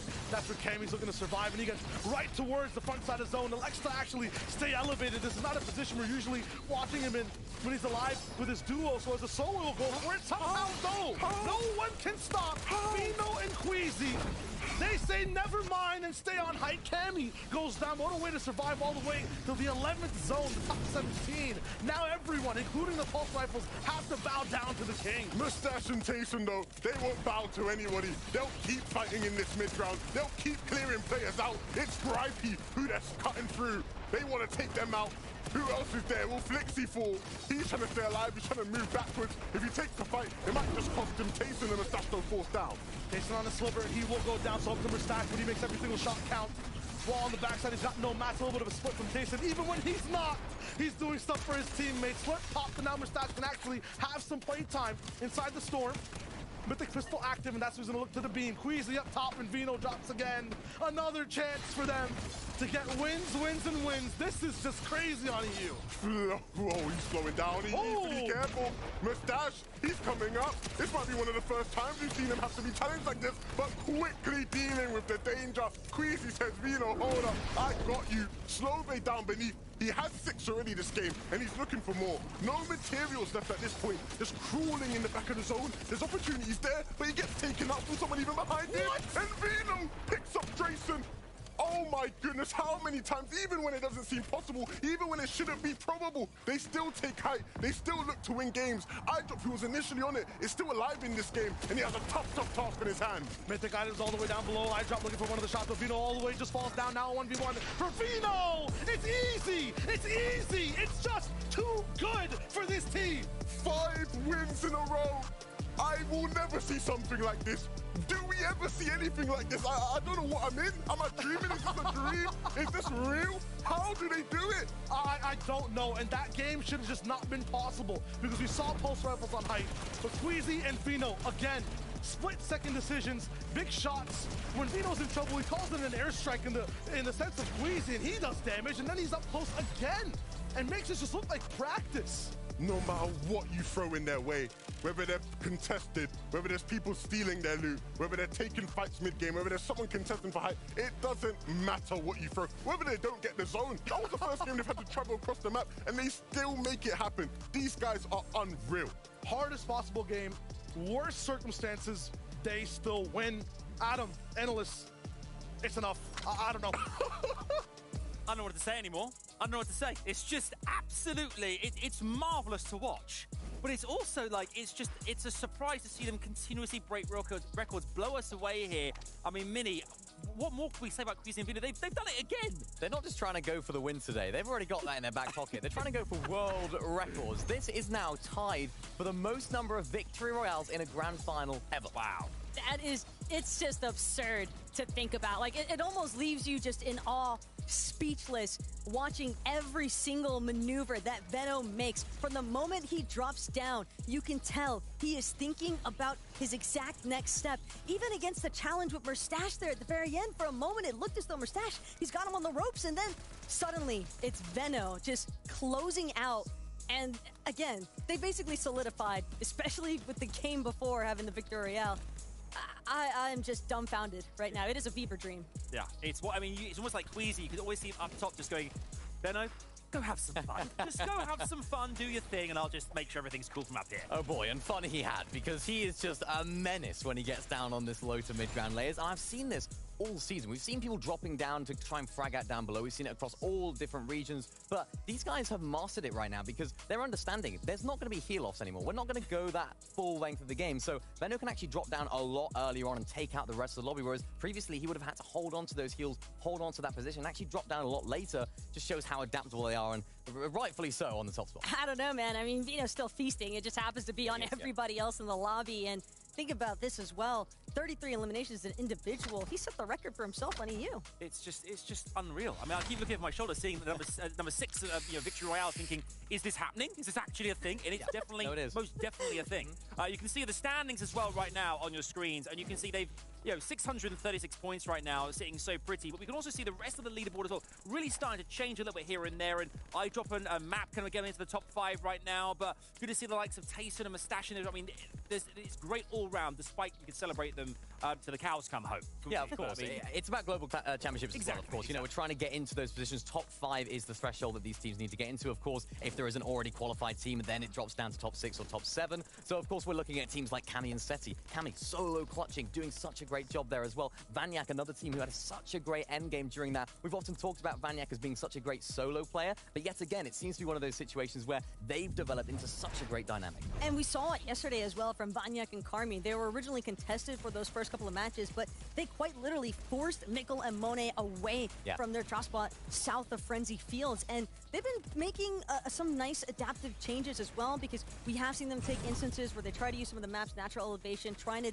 take more focus towards establishing those surge tag damage on congested sides of zones by playing off of the edge. And I like the flexibility that this duo is kind of showcasing, and I think that they're definitely a team that can squeeze into that top 5 consideration.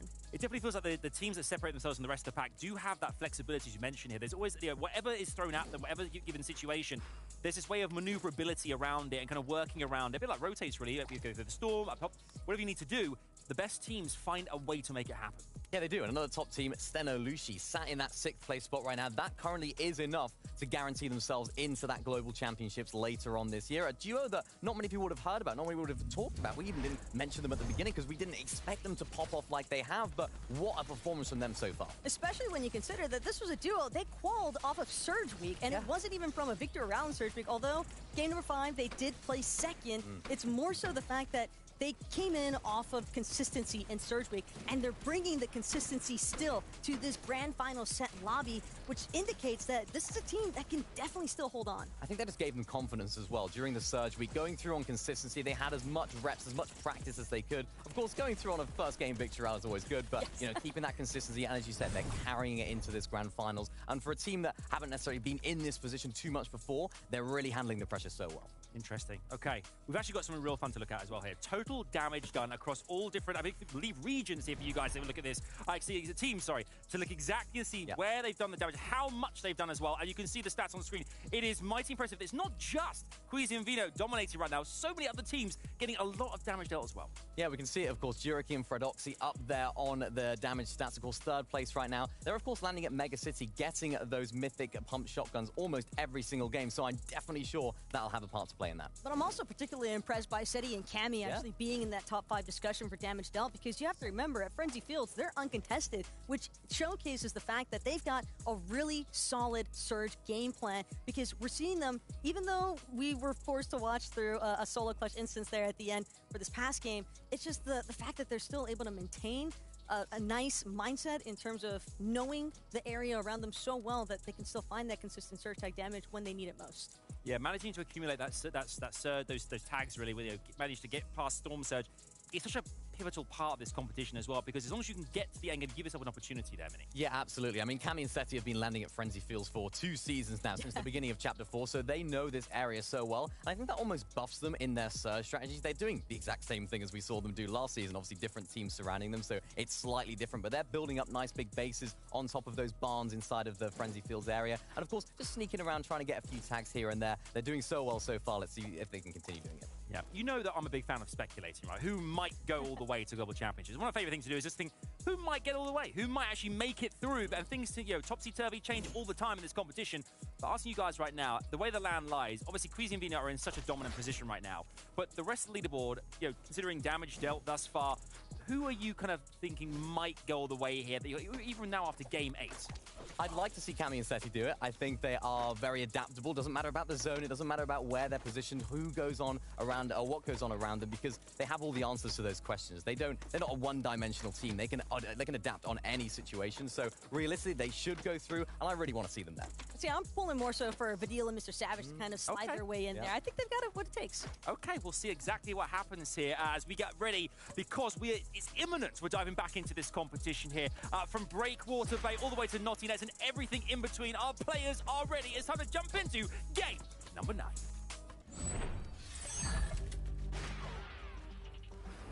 What we are witnessing is one of the most dominant performances, if not the most dominant performance in Fortnite history. But beyond that, we are witnessing all of the best teams in EU right now hustling and fighting for a chance to play in the Global Championships as well. Absolutely, one of the closest 10 horse races we've seen so far in any region when it comes to who can actually make it here in Copenhagen in the fall. That's going to be nuts. An extra major after this one too, but for today, for this day 2 in EU, absolutely electric is the air with shots, beams, and kings on all sides. It's insane, the storylines in this lobby. One more win. One more win. One more win. They're going to keep them coming. I'm sure they will. But beyond that, we obviously see so many fights happening off spawn that have such big impacts in how these games go and how these games feel. You can see here a change in tempo. Snazy and Podesite, they've landed at the Citadel and they're expecting to see Swizzy and Shamoki here as well. But these guys have decided to swerve. They don't want to take the 50-50 fight off spawn. They want to get a chance to play out the game. Up in eye drop, up against Q-Roll, make fast work to kind of push them back in Anvil Square. Today has been so different off Strop, right? We see Thomas HG Malabuka in every game. We see Pussy Puchik also being able to play. We see so many teams just kind of spacing apart and trying their best at just trying to get towards that top 5. And right now it's kind of the same teams almost who are holding at least the top 3. Yeah, but how impressive is it from iDrop and Mackie, right? In terms of, we don't expect teams who are contested to do well most of the time, right? When you're making your predictions, you always have the teams that are contested somewhere low down in the standings just because it's so difficult. These guys are pushing. They're in the top 5 right now. Contested at Anvil Square, that's so impressive. It's huge and really making good waves off the game where they got those pulse rifles. And they came through Surge Week. They did come from They came through Surge Week and they're doing this. It's too much. They have to hold on now. That's the tough part. Getting there is one thing. Trying to be at that level 24/7, sometimes you might not get that Rift Island. It's not top spawn though, and we see some issues for Cheatin and Glubshy as well. I don't know how Cheatin survives seeing 2 people, facing both of them at the mouth of 2 different barrels and living. Still holding onto his shield. I say that and now it finally gets rocked off. It's Kaizen who comes in, another team, and makes quick work. Firebro and Artist have not been able to settle and find a home. And they're trying to make Brutal Bastion theirs. But it is so hard against these teams. Inbox, you can't miss shots. Vox and Kaizen, they want to claim Brutal Bastion. They don't want anybody stealing what's theirs. But you can see another contender, Drayson and Darky, run right on in. And they're going to look to clean up right there. Kind of just a survival game for whoever's here at Brutal Bastion, and it never goes this fast. This is wild. Another wave. This one is Drazen, who's experienced at playing the game. Doesn't even need Darky. 2 big shots, 1 wall. Nice edits, and they finish it up. They get the rewards. I love how like all the teams and players right now who like would be potential Kenjutsu crossing landers have just all decided, nah, we're good. Brutal Bastion will do, right? We obviously saw Fiber and Artist landing there earlier this season. Obviously, Drazen and Darky literally were landing there yesterday at times. But both of them going, yeah, nah. Kenjutsu, you guys got it. We'll go Brutal. Yeah, they want that smoke, but they don't want that type of smoke. Not that type of smoke. Yeah. Understandably. Comeback season now for Janus and Reason. Overall, I feel like they just dropped a few spots on the board. 15th in total now, but they're right beside so many teams. We're basically tied with them in points. Senno might fall to a trap play here from Ferdoxy, who's just waiting patiently for him to overpeak in just the wrong way. One big thing to note, we talked a little bit about iDrop and Mappy. Gripey and Flixie have kind of defied all odds on day 2 as well. They just came in top 10 now, 4th place in every end game, in a box or beside a box where Tayson and Mustache are doing their thing and they're surviving, they're dealing damage. It's huge. Yeah, truly been an impressive team, but look here. Ferdoxy heard Senno getting cracked, he heard the shields being depleted, and so now he wants to strike, not waiting for Senno to overpeak, just wanting to get in his box, get in his face. We know these guys are high up in those damage leaderboards. They've done the 3rd most damage of any team today, and they're looking to deal some more, trying to get in. And they will pick up Steno, Juriki coming through and dealing that final blow. The dog and the shepherd, I like the way that Ferdoxy just keeps that chase on the Steno. All the way to Juriki. That was a nice one to pinch overall. Meanwhile, across the pond, if it's not gonna be Shimoki, I saw Flipmonk's name off drop. Podesai needs someone to target off spawn. He's the closest one he's got. Yeah, now he's gonna have to get a revive as well. I think it's clear that these guys are very aggressive, very direct in their approach, especially in the earlier stages of the game. They need to start making things click throughout the mid game and end games as well. Zangi going for his own sneaky play onto Andalex. I don't think Andalex is a clue he's here. And so lining up the shots perfectly. Oh, not connected with Andalex! No! Oh dear, you hate to see it. He left clicked on his kinetic blade, and instead of flying away, he just stood still for Zangi to take shots at him. But because of this, Zangi's gonna summon Deox now. Yeah. So now it's 2v1 and the splashes are here. Zangi in trouble as a 3rd party starting to connect a few shots, and I think landing all of those might have been worst case scenario, even though it's what he wanted to do. Yeah, he's taking shots from behind now, didn't block his back. And he does have that shield keg there popped, but he's burning through a lot. That was almost so bad. If Andalex had gone down there, he would have been fuming. I'm sure he's fuming anyway. But it would not have been a happy time for him. Fortunately, Diox was close by just to help out. Mustache Tayson, Slappy Shorts. Basically, not like completely uncontested, but unhithered. They're not in trouble at all off spawn. Looking good as to where they get damage. It's at the top 5 there, 2nd overall, and already qualified for the global, so they're just trying to push other people away who might want to have a chance at their spot. A pixel for Mustache to see it, he lands a shot.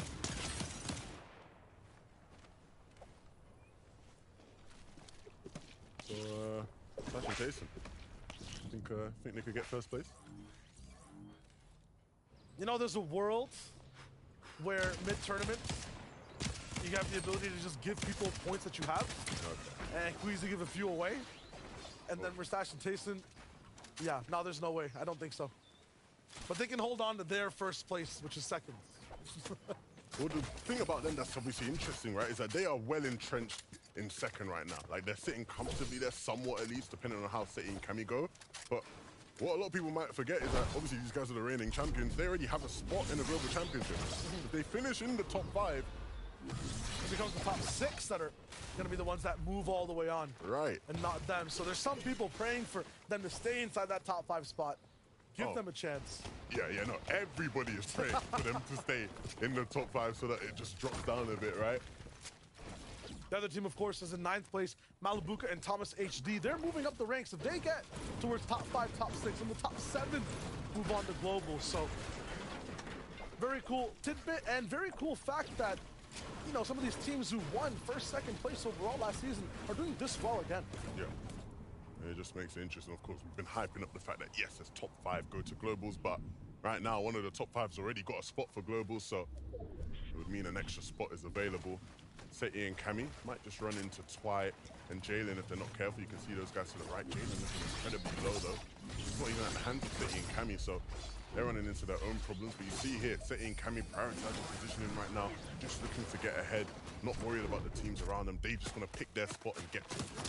This zone looking like it's centering over at Kenjutsu Crossing, so Seti Cammy will have a lot of room to work with.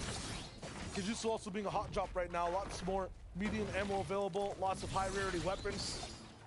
Going to be possible for Queasy and Vino to have. Seti Cammy and any other team that lands towards the south side can always rotate in late, shoot down a bunch of those drones, get some of that loot as well if they are not looking too good off spawn. Thomas HD Malibuca, this is crunch time for this team. Now, getting to play all 6 games is something I don't think that this team expected coming into day number 2. They're looking good so far. 64 total points on the day, it looks like. They want to elevate that as much as possible. Yeah, and of course, in some of the previous games today, the Rift Island hasn't necessarily spawned in their favor, so they haven't been able to claim it the way they would want to. So they'll be hoping for some more fortunate spawns in that regard. One thing I've noticed on day 2 of EU is there are a lot of people who are actually looking back at day 1, seeing the impact of those pulse rifles, and now they're really gunning for those Rift Islands. I feel like Thomas had it for free. Irazumi, who's on screen out of cash, had those Rift Islands for free almost in day 1 over and over again. Now it's the likes of Asa who's there immediately. We have iDrop and Map who are prioritizing them as well. There's big changes we're seeing on day 2. Wait till they find out high ground's free as well. For a zone or 2. iDrop and Map, obviously they were playing for high ground last game, and I think way back in the day there was a time when analysts, including myself, would criticize the way iDrop tried to play for high, often trying to take it too early, a bit too cavalier in his approach. And I liked what they tried last game, but Vino and Queasy are just so cerebral in their height chops. I think we might need a little bit of that old iDrop back, the nonsensical staying on height. Might be the only thing stopping, or the only possible thing that could stop Vino and Queasy, because right now, as soon as you get rocked twice, you gotta play it safe. You wanna see the end of the game, not just height, right? Yeah, the problem is, it's just you're just gonna get chopped out. If you're playing for height, you are just gonna get chopped out. And so you almost have to hope that the zone doesn't like pull far. If the zone pulls far, or pulls at a weird angle, you are 1,000,000% being chopped by Queasy. It's just guaranteed. Storm fight for the moment, the zone pulling further and further away. There's a timer even for the victor of this fight. I mean, how unfortunate is it to be one of these teams at Brutal Bastion? Either you have a mosh pit if the zone pulls north, and it's team after team after team in waves, or everyone's just so fixated on fighting that no one can really even stay close to Storm, stay in an advantageous position. Nice shot from Asa on the jump up. I'm not sure he's going to be able to claim the elimination. Yeah, he is. There he is. Artur going down. We'll keep it moving for them. 11th place overall. They're close enough to make it into that top 5, but need some phenomenal games back to back to back. This is interesting here. You can see Thomas and Malibuca found themselves in some trouble here in the mid game. Malibuca's down. It's up to Thomas to try and get the reboot.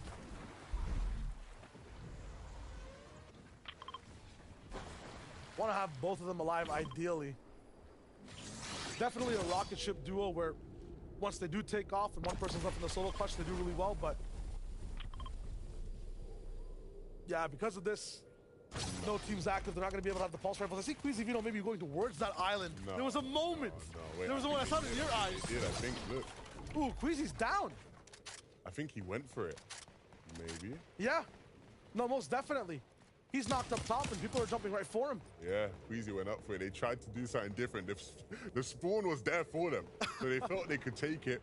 And to be fair, there were a couple scrim games where I watched where when it did spawn for them, they thought, you know what, let's take it, why not? And clearly now, when they're not sticking to their usual game plan, it's catching them out. They got 200 points to work with, so, you know? That's true. That is true.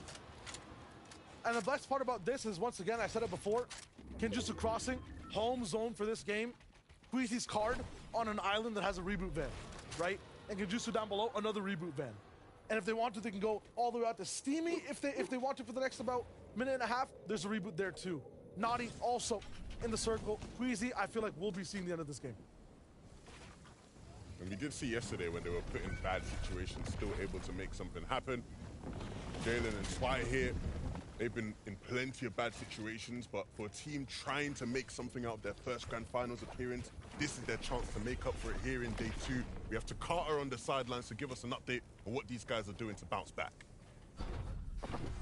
Queasy and Vino are not the only duo that likes doing edge map rotates. Here we have Twy and Jalen who are making good use of the kinetic blades to go around the edge of the zone to block as much line of sight as possible from their opponents that are on the mainland. A great way to do a rotate without losing too much shield. I think one thing that I've found interesting when following a lot of this season is when it came to Jalen and Twy, they actually were benefited a lot in terms of just learning by landing so close to Queasy and Vino, right? Seeing how those guys are rotating around them, obviously they land so close, and almost being able to emulate their rotations. The problem being, in some games, ended up pulling the same cash, right? And so ended up fighting, and that's not always a fight you want to take. In other situations, they get out-timinged by Queasy and Vino, and so they're just now stuck behind them as they try to rotate in. But for the most part, like you see there in terms of that kind of rotation, they're able to learn and almost sort of do something that those guys do so well. This is the one game where those guys also did something different, so I feel like they still be behind Queasy and Vino. This time they'll go for an island, so Jalen and Twy have a little bit of room to play with. Malibuk is back, and there's Vino. On a van as well, I believe, but Vidil and Savage, will they give him this for free? I think if you're Vidil and Savage, you wait for him to get the reboot, take Queasy out of the air, and then look to pick both of them up. Look for the 1v2 onto Vino. And look, you see them there, lining it up. Oh, man. He doesn't stand a chance. But will Vino 1v2 Mr. Savage and Vidil? This is the question. Vidil knows exactly what just happened. He knows exactly I don't think who his opponent will be. Yeah, there's no chance. They're not even going to run in and try to fight. You know, the funny part is he can try again. He can try again twice almost. So the reboot's right there. He got it back. That van will recharge. Yeah, it's got to wait a bit. But look, on this side of the zone, there's not a lot of people here. They're literally the only 2 teams in this vicinity. So even if he does wait, they'll just do it again. Like, they will just take Queasy down again, and there's nothing he can really do to stop it. He can maybe expand his boxes a bit so that Queasy lands in one of their boxes and he can close it up. But then at that point, they will just push, right? It's very true. Mills looking to actually get this fight down first. Ooh. I was about to say a few misses from Vidil, but he lands 3 big shots to Vino's body as he tries to box up. Vidil's looking to just kind of stay away as I say that. It's just the vantage point of top and switches back over to the pistol. Vino on low HP now. This is an impossible situation. Yeah, look. I don't think we'll be seeing 6 games in a row. I think that'd probably be a safe prediction at this point. The deal with Mr. Savage so far above on Surge, and you know, this is something I wanted to see from them, right? This is something that I was hoping they'd be able to improve on here in day 2. And right now, they are set up very, very nicely to make it to endgame with max materials, max Surge. Going again? He's going for it again? And they're gonna let him have it. They're moving away. He actually is gonna get him up. Wow. Here's the big thing, right? They're still kind of near Naughty that has a few drops of those blades. They have to go north. They know on that Rift Island, they have Queasy's old loot, and they have the loot from the flag, and the island itself, a vault possibility as well. There's too many slurps up there for just one team. Queasy can get in here with a lot of mats that are left over up top, and the weapons, and the slurps. But Cammy's the one who knocks Queasy again as he spawns in. So lots of eyes over at Naughty and that reboot van. There still is one more on that Rift Island.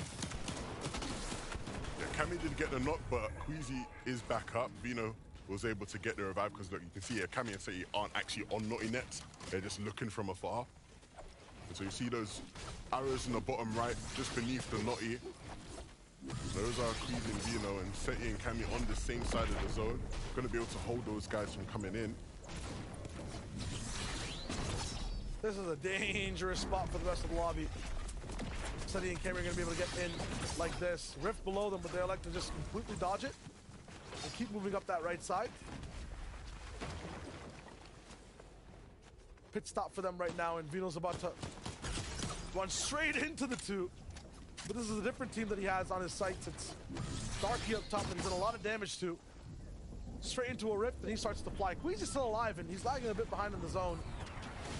Starting to tick pretty heavily. Vino's got one medkit, but he needs to land soon. Completely gone down. Not happening. It was a nice streak while it was there. Never again, I don't think, will we see a team win 5 games in a row in EU. That is absolutely ridiculous. You have to just take your hat off, bow down to just the most dominant 5-game streak. Queasy now finally being taken out and confirmed by Darky. Tried to get a bit of revenge, but it isn't going to happen. The first place team are finally down and out of the lobby. And that just leaves everybody else now to try and play the catch-up game. Tayson and Mustache, the closest ones. It is a little bit of a 200-point difference. Having a very good endgame here. I say a little bit. But having a big endgame here, they could catch up with what, almost 100 points? 70 at least? Like, they have something phenomenal. 15 elims. It's well within their capabilities, Exactly. right? Every single M game, we see their names involved in the action. This is tough, though, because Eyedrop is down. And so it's all up to Matt to try and make something happen of this game. Of course, we talked about how this is a team that is trying to hold on. That is their goal today, holding on. So really difficult game to do so, right? He's having to use a lot of his mats just to stay in safe positions right now in this lobby. Map is the target for every single person in this lobby right now. He is the embodiment of just top 5. Barely holding on to it, as Levin just said. 61 below, no one wants to give him any damage at all. As Deox and Analytics next to him, you know how hard of a nut they are to crack. There's no way Matt's gonna be able to get that one for free. Mustache and Tayson just want to up their lead as much as possible. Yes, for them, maintaining and having a consistent FNCS is a goal. But now, possibility after seeing Queasy and Vino go down to catch up the first, maybe that puts enough of a fire under their feet to try to go and be in contention for that win once more. Huge shots Mustache is hitting. So clinical. When you need him the most, he usually steps up. I think he's really needed right now. Just 70 above is not enough in terms of damage. Yeah, he's gonna have to hit more. You can see using those flares just to try and get some more visibility, figure out where exactly people are. There will be opportunities to take shots, right? There's a lot of players who have to sort of rotate a decent amount just to get towards this 8th zone.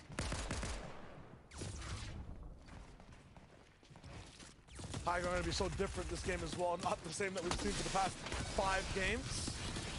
We'll see who has control. Hilly side here. Karmi's not going to be able to survive it. All of the Vanyak. 60 above, he's also in trouble. Box to box with Swizzy. Karmi can be picked up in just a second if they don't elect to completely go for the box fight, but Swizzy Jamal can come right through and we'll be able to maybe just pick up a slurp Vanyak and get out of the way. Yeah, and this is a team that has so much riding on their run. They at one point were sitting relatively comfortably in the top 5. Now, just outside of that mark, really needed to push their way back in. Prodoxy Jerky up top with pulse rifles. Trying to push everyone else out underneath them and rise towards that top 3, top 5. We know that for these guys to make it through during the Surge week, it took them being coached by Queasy. And so we'll see if Jerky and Fred were able to pick something up off of him and use that here in this game because they look like they want to play for height. This is the redemption game, 26th place coming into this. When it comes to globals, this could be the difference maker for Jerky and for Doxy. We've seen Elam records broken with pulse rifles. We've seen big 40-place comebacks with it, and right now Jerky is active on height, doing as much damage as possible, making situations that much more dire for every team. below. Everyone will have to move, though.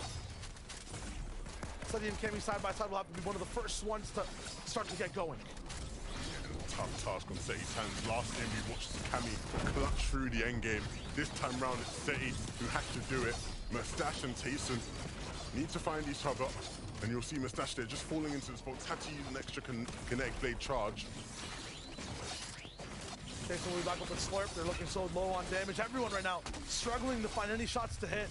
Matt by himself still looking pretty healthy, but the mats, they're dwindling down. He's gonna focus on a few players below, but people already switching out of their boxes towards their next goal, their next objective. So many hills in tow, you will really be tested on materials here, especially if there's people focusing your box. 99 above for Matt, but up top, Jerky, and for Doxy, absolutely unscathed, double connected as well.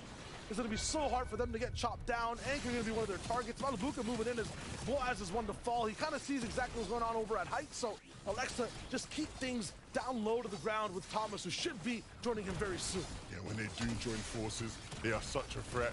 A flare in the back of the zone, just showing and exposing all these weak players that he can capitalize on. Anybody with low HP is in real danger with these guys on the lurk. Power from Matt still in the inventory, has that slip to play with, but now on his final 100 mats. He needs to hold on to this. He needs to stay inside the top 5. He can't go down to the likes of Mustache beside him or Fireball below. Girash is there too. Pixie Gripey also looking for some, but what a nice edit and decision. A big find from for Matt. This is just huge. Matt making it look like creative right now. He's comfortable, he's in flow, he's in his rhythm. Mustache trying to find that, just bouncing back on his zone. The little bunny hop costs him. And Vanyak now, maybe, just maybe this will be a classic FNCS Vanyak clutch. We've seen them so many times, and what a time to do it. An opportunity to push their way into the Global Championship standings. So many people losing their teammates, almost looking like just solos are alive towards the backside of this zone. Pulse rifles still shooting at every build down below. And they actually get chopped down. Ferdoxy looks to look up top and regain that height. Everyone now just stalling with blades towards the sky. They finally fall, but Ferdoxy has not kept tabs on one player who makes it so hard for him to stay up and alive. It's Vadil and Savage who are still sky high, and they hold on to their build. This might just be their game. We've wanted to see Vadil and Savage do it in the past 9, and it hasn't quite happened. They tried to take height here, running low on materials though, and just being humbled for a second. Need to find a bit of cool, need to find a bit of calm, because there are still players in between them. It's Trulex right between them. Vadil's not going to be able to find Mr. Savage just yet. He's only on 2 builds. Malabuka has a lot to work with, but he's actually been actively hunted down, pushed towards the ground. Thomas nowhere inside. It's up to him. Just make sure he can lock these points in. A big duo inside his box. He takes almost one out and gets absolutely overwhelmed by Ping. Kyrie going down. What a shot from Ping back to Gripey. Ping doesn't feel pressure. He's ready with the shotgun in hand. And even if Kiri isn't here, he's going to keep on moving. He's got materials to keep going. But there's players all around him. He has to be careful. 4 more duos to work through. Ping taking fire from the flares, being found out. Another player outside his box is Chulix, but he gets denied. It's Savage who finds it from the sky. Ferdoxy now has an absolute powerhouse of a loadout, but nowhere to actually connect with it. Savage and Vadil locking away every player into the zone. Positioning perfect, movement perfect, and that game looks bright for the duo. It feels like it's been a long time since I've been able to say it, but Mr. Savage is winning a game in the FNCS Grand Finals, and he has Vadil with him here as well. In a game where they finally looked good in terms of the mid-game. The Storm Surge was sky high. They were literally in the quadruple digits, and finally picking up a win from height as well. That's a 4-man height retake that day 1. Not even a roulette. That was pure strategy from the duo. Vadil picking up one of those pulse rifles towards the very end too. Huge shots from him. I mean, these guys, Brain and Braun, and they make it look so good when they win. It has been a very impressive season so far from this duo. Mr. Savage fans all around the world ecstatic to see him on the rise and finally picking up a win in the biggest stage when the big team, Queasy and Vino, were down and out. These guys stepped up and finally picked up a win. Huge catch-up. They're looking for that top 5. How close did they land, though? That's the big question. Adam, the analyst, they've got all the answers.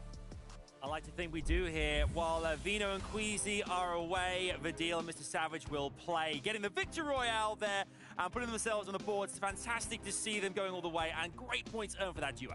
Yeah, really great points, really great performance, and really great height take from this duo there at the end. They took it at almost the perfect time.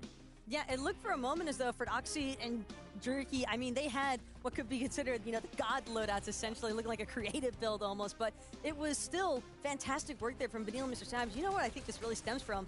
This was one of the first instances where this duo actually was well above the damage threshold. We saw for a moment they were looking to push Venom when he was trying to get that revive off onto, or reboot, excuse me, onto Queasy, but 1,200 damage above threshold. They make it into the end game as a duo, and they win. You know why? Look where the zone is. Right next door to Naughty Net. It's right on their back garden. They're loving it. This is exactly where they want to be. And hopefully for them, this is just a start. Because, of course, we haven't really seen what we've seen from them in the previous rounds of FNCS today or yesterday. So hopefully this will just be a catalyst for their performance. Absolutely. This being game 9. Yeah. Game 9 as well. It's the fact that they need to really start getting some points on the board now. We know that these placements for Global Championship Day this year are so pivotal. And you need a victory royale at this is really going to galvanize them, isn't it? Again, this is kind of on par with what we saw from them yesterday. It was really those final 3 matches that we saw Vadil, Mr. Savage really start to elevate themselves in the standings to find themselves sitting at the end of day 1 in 12th. And now, with the leaderboard getting a little bit more of a shakeup because of this duo taking a victory royale here. Indeed. Let's see exactly how things stand on our leaderboard here. And you can see it right there for yourselves. It's looking good. They're in 10th right now. We've got 6 positions there and get themselves 18 eliminations. I mean, obviously getting there, that victory royale makes a big difference here, and things are really starting to shake up now. Yeah, it makes a huge difference indeed. I mean, 10th place for this duo. They're just outside of that top 6 right now, which is the qualification spot for Global Championships. Of course, another team that had a really good performance and is performing very well today. We mentioned it at the beginning of the show, Gripey and Flixie, another solid team that are, where are they at the moment? 3rd place right now, 392 points. You have to think that they're almost on the verge of getting into those globals. Exactly. They're not trying to chance it either, because I think right now, if you're sitting 6th, 7th, you're maybe playing a little bit with disaster in terms of not being able to qualify necessarily, because then you're banking on Mustache and Taysom, Malaguka, Thomas actually being able to push you up if they're in that top 5 position. But for Grippy and Flixie, what I can really appreciate about them is even when they're left in those solo clutch situations, you see it just calm, cool, collective there from Grippy. It didn't seem as though he was trying to do any unnecessary overtakings on wall-to-wall edits, but unfortunately met his fate against Ping. Yeah, can we take a look as well at Mappy and iDrop there? 5th position right now. Sat pretty with 34 eliminations. I mean, they have had a good grand finals thus far, and also kind of breaking into that top 5 or 6, which is great for them going into this next kind of phase of the competition. No, it really is. I mean, Mappy is one of those players, or Maps, should I say, is one of those players that just knows how to play off spawn. Of course, I remember back in Chapter 3, he was actually landing at Coney Crossroads, and he was almost owning that location. Now, Anvil Square, I think he's starting to find that this is the place to be, and paired up with iDrop, they're performing very well right now, and this is hopefully something that they can continue. Yeah, and it's definitely a tough position to be in as well, because we are seeing a lot of instances where duos are left in solo clutch circumstances. And again, it's not an easy feat to accomplish by any means, but it's really just the utilization of shields at the last moment, the way that Mappy is choosing to actually traverse through some of those low ground layers instead of trying to take unnecessary challenges. Indeed, yeah. And also as well, Queasy and Vina, we haven't seen them get a victory around that game, but Queasy still breaking records. Most reboots in a single game in EU this season. He ties that record. So here we go. One thing we have to do for you guys is a great opportunity to speak to a player we know so much about as well. Frey joins us right now on the FNCS Grand Finals. It's so good to see you here. You are in a boot camp right now with players taking part in this competition. What is the vibe in the boot camp right now? I mean, Flix is in 3rd place right now, so the vibe is amazing. We're just letting him concentrate, stay focused. We're hyping him up, and I really hope he can hold on to that 3rd place. Well, always awesome having the team morale basically there to back him up. But being at a boot camp yourself right now, what do you think are some of the best aspects of actually being there? You're surrounded by friends. You support each other. You grind together. If you see one guy not grinding, you can just hype him up, make him grind as well. And I think everybody does better, and everybody just is extremely focused. Absolutely, I love that. Now, back in November, I had the pleasure of interviewing you at the FNCS Invitational. And at that time, you were a backup player. What do you think it would mean for a player like yourself or the players competing today to end up competing in person in the Global Championships later this year? It means everything. I mean, it's the biggest LAN we've had since World Cup. It just means everything. If you make it to if you qualify to Copenhagen, you just deserved it. You got your chance, and hopefully you do good in Copenhagen as well. But it's an amazing opportunity, and I think everybody is super hyped if they qualify. You've also had a chance, obviously, Grand Finals is happening right now. We've had great Game 9. few games left to go here. It's been an impressive. We've been kind of absolutely baffled by everything happening right now in EU in the region. What it's been like for you guys, watching, playing, and being there as well. What have you learned from the grand finals this time around? I mean, it's amazing to see. Obviously, we have to talk about Queasy and Venom's performance. Getting 6 wins out of 9 games so far, it's incredible. I've watched all their games so far, and it's just, you can learn so much from them. Everybody that wants to become a pro should watch their games and take everything they can from what they do. It's amazing. Yeah, they've been absolutely unbelievable. Where can we find you on socials as well? It's pretty much FreyFN on everything. Yeah, that's it. Excellent. Well, listen, enjoy the rest of the boot camp. Thanks so much for joining us, and enjoy the rest of the finals as well. Yeah, enjoy the rest of the show. Thanks so much. Thanks, mate. What a dude. I love that. Legend. Right, I love how you had a chance to interview him as well. Invitational, comes full circle. And, players right now must be absolutely, gagging to be part of that global championship lineup as well, because we're only a few games away now, Taco, before we actually determine who is going to be going from Major 2. So it's an exciting time for them. Yeah, I mean, it's always fantastic, I think, getting such great insight as well. Frey just had a lot to say there. Yeah, certainly did. We've got lots to say as well, but we can't right now because we're hearing news that the Battle Bus has loaded up again. We only have a few games left to play, so let's dive straight on in and rejoin Levin and Shayo for game number 10. We have hit the double digits. The grand finals will be closing very soon, but there are still 3 more chances for players to solidify themselves in the leaderboards. And boy, if these first 3 games have shown anything, it means anybody is really in contention for this. Anybody's in contention, anything is possible, and that's the glory of FNCS all across the world, and EU specifically. It's a runaway race, but at the same time, everyone is trying to hit that top 5. Another day, another game. Let's get right to it. So we're gonna go all the way across the map. Naughty Nets, Brutal Bastion, Citadel, Hot Drops, so the focus is on that top 5. Versaz Taysom looking good, Grabby Flixie up in the business as well. Queasy Vino obviously all the way in first place. The mess though, no matter who is in the top 5, stays inside Lonely Labs, stays near Brutal Bastion over and over again. So many teams fighting side by side. Gabex is usually being hunted down. He's the one to stop things all around. Map and iDrop once again contested over and over, and still looks so good in these end games, so consistent day after day. That is a feat that should not be overlooked. Yeah, really impressive stuff. I'm very proud to see iDrop in this position earlier this season. Things weren't looking too great for him. I remember having a conversation. It was almost like we held like an intervention. A bunch of pros. We all had him in the corner like, yo, come on, man, you gotta get your priorities straight. And now he's looking good here in the FNCS final. This isn't good for Janice and Reason. They've been taken out by Teeny and Misha and Teeny, celebrating a bit, and understandably so. When you pick up 2 titans like Janice and Reason, that's huge, especially if, sort of the stakes for them, right? They're outside of the top 10, trying to push their way back in so that they can get top 5. Having to sit down and watch this game is really rough for those guys. Especially this early. That's one of the dangers of having one of those 50-50 fast drop spots. Even if you're so consistent, messing that just one game up or being outplayed, detrimental. Tenzin Howley, definite contestation at Lonely Labs, but it's not as 50-50 immediately. They get to just play it out for a little bit. Make a few decisions. It's not just based off who gets one chest. Kuro Wheat, slow burn for them off spawn. Somehow Kuro still survives a lot of the time. A little bit later in the game, but I see iDrop and Bat making their game absolute torture over and over again. They are just being hunted down throughout both 2 days. Yeah, and understandably, they want the damage, they want the surge, so they'll keep on chasing.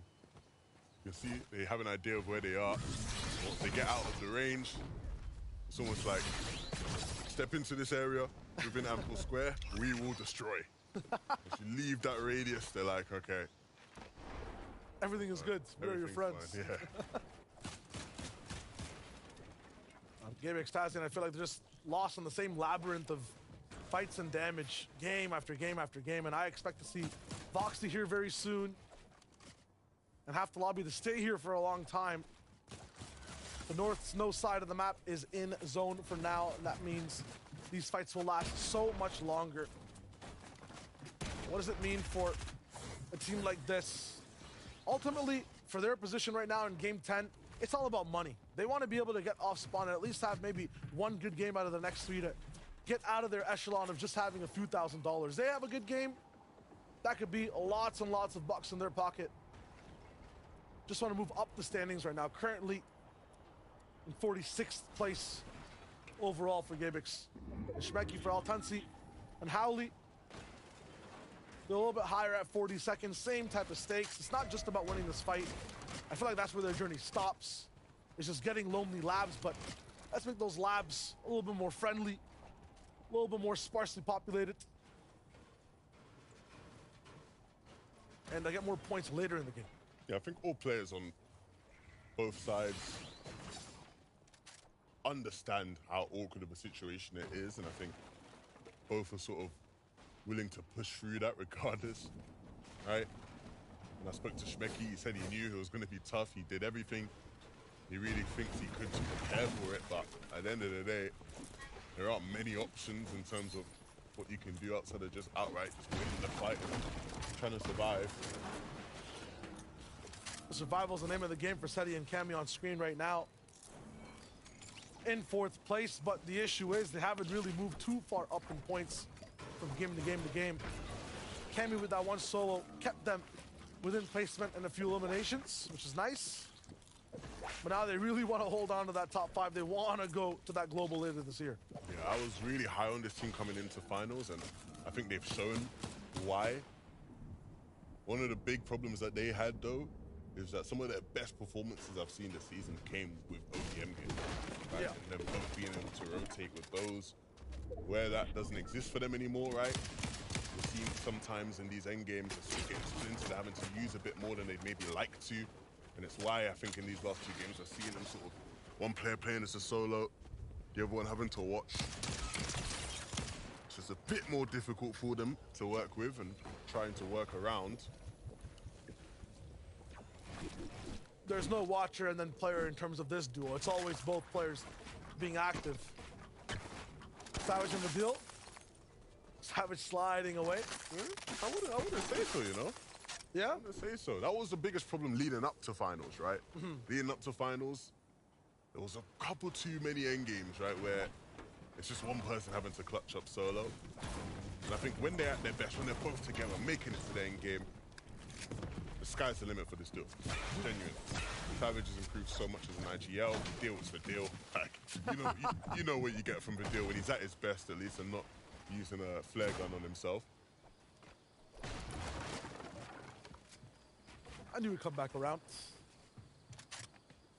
Pixie and Della, I feel like once again, this happened last season too. Invisible in the way they play the game. Would have they been the whole day? Somehow 132 points so far on day 2. And they're looking really good. Floki and Clement going to be their targets for now. Overall, 13th place. Everyone from like 9th down to 13th. Similar in points, just about 30 separating them right now. And this game would be a really big boost, if played well, of aiming for that top 5 towards the end of the day. And Pixie will get ahead as he moves. Gripey is really building sky high. He's trying to shoot at the moon. Yeah, I'm really impressed by this team. Yeah? These two have really, really impressed me. I think Flixie is definitely shown he's like a much better IGO than he probably gets credit for. We've clearly prepared really hard for this finals, and a lot of it's paying off. And if the vibes are high with these two, I think the sky's really the limit. I'd love to see these guys playing on stage at the Global Championships, right? That would be a huge step up for them in terms of their careers, but one that's certainly well deserved, especially with how they played Mega City this season.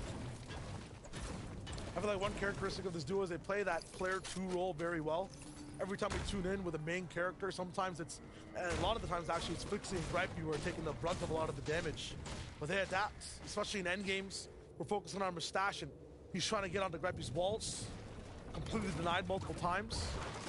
They do a really good job at adapting, staying alive, and still getting points and dealing damage. Palace HD, Malabuka. Although we've seen them hit crazy shots, we haven't seen the dominance of those day 1 wins here on day 2. Yeah, it hasn't quite clicked the same. And I think when you look at their season so far, that's what it's kind of been. One day, when they get the chance to play, GOAT status. Yeah. They're the bars, right? Day 2 though, another day, still hitting some heights, but not quite as high. And I think where they've not had the pulse rifles to play with, it's probably affected that as well. It's like one of those things where, like, you know, when you have the pulse rifles in hand, you're almost more confident because you know you have like the better weapon, and you almost play better as a result of that, right? And in the case of Thomas and Matabuka, it's like, it's just unfair, right? With how good those guys are. I think like it was almost an invisible win condition for a lot of teams. No one was really looking at those Rift Islands as much as Thomas was when he was in the game, Matabuka as well. Irazumi and many other duos who were just focused on those islands. Today, if it's near you, if it's giving the sense that it's about to spawn, everyone is rushing for them. So that type of game is not readily available for the whole map. Even if one of the best teams wants to try to play at Quiz Divino, they tried it and they got smited down. Yeah, look at Tayson. This is vintage Tayson, right? Any FNCS final you go back and look, you'll see Tayson rotating down a river. He loves it so much. And understandably, right? You can use these bridges to just cut through a lot of the map. And they're looking good, right? Materials looking strong for Tayson right now. They're just sort of forcing their way down as they head towards the south. And they're setting up again to be another game. It's very simple stuff, but the way they make it happen is just so clean. That's what makes them such a top duo. Lucia Steno basing up over Vino. Trying to see Queasy's name somewhere. Should be alive somewhere close by. Yeah, he goes straight over the main building at Kenjutsu Crossing. Want to see exactly what's going down for a lot of these teams, including Lucian Steno. So, Mini, what you got for us? Thank you, Shai. Now, Lucian Steno, one of our teams that want to try and make it into those global championships. And the way that they're doing this is very, very good so far. Off spawn, they're able to land on those kinetic blades, which just gives them the flexibility to play very, very split when it comes to off spawn surge. Of course, we see Steno here boxing up on one of these buildings, getting all of that elevation. But because there's so many teams around him, he can't stay here for too long. Of course, then using that kinetic blade to rotate back over to Lucy, and then they can get together and make those dead side rotates that we're seeing them do right now. Really great stuff from this duo. Yeah, the changes to their early surge is so important, right? Yesterday, they would be contested by Firebro and Arctic, right? So they had a bit more early surge dealt when they were winning their fight off spawn. This time around, those guys have dipped, so they have to adjust. They have to sort of re-strategize, figure out a new plan. And they're doing incredibly well, sitting inside the top 10, just outside of an opportunity to sort of get to global championships. And the things that Miniman are highlighted there, they are well on their way to moving towards that point.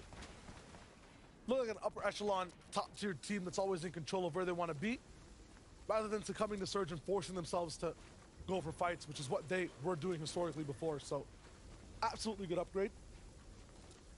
Map and eye drop, I mean, pulse rifles are not, they have really tempered their aggression, have chosen the best avenues when it comes to bases and movement from zone to zone. And both those players are looking so good here on day 2 to just hold on to that 5th place spot. It's eye dropping map against Vanyak and Karmi. Trying to see who can qualify for those globals. Who was it? I need to know. Wheat! What? With the bullets that just don't miss. Oh my goodness. Oh, but a trap set over. Yeah, he don't miss, apparently. They're gonna go straight for those walls and not even try to predict exactly where Mr. Wheat's going. Flodax is just trying to get straight into that box, but you see Wheat's teammate going for a few of those beams. Rams moved again, and Wheat's trying to get out of this one. I was about to say he gets all the way away, but Q-Roll's up here now, and Q-Roll's also beamed. Might just do the 1v2. With this shotgun in hand, the way he's sitting right now, if they let him get the revive off, that would be great. He obviously has the slurp that Kuro can pop. They're not going to let it happen. They're going to keep pressuring. There's a third party that had a few shots over on Q-Roll, and everyone that was going to be locked out outside the zone by this Rift Island has a chance to actually get in. You can see these arrows moving in. The question is, will they come and be the third parties here, or will they elect to just move all the way across? So Rift is popped. You hear it in the air, and split off through, focus on the island. Yeah, Misha teeny here, but rough landings for Misha as he gets bulleted down. Some Putrick also found their way onto this island, and now it's a party over here up top of the Rift. This is what I expected Rift Island to look like for the majority of the time, right? Just absolute manic above. I expect to see 4 or 5 different teams landing up here fighting for it. And it hasn't quite panned out that way. But here in game 10, it's and Putrick who take it, even with all the different eyes that were eagerly searching for it. And they're not dissatisfied with the pulse rifles. They want to put them to good use. They picked off Misha and Teeny now.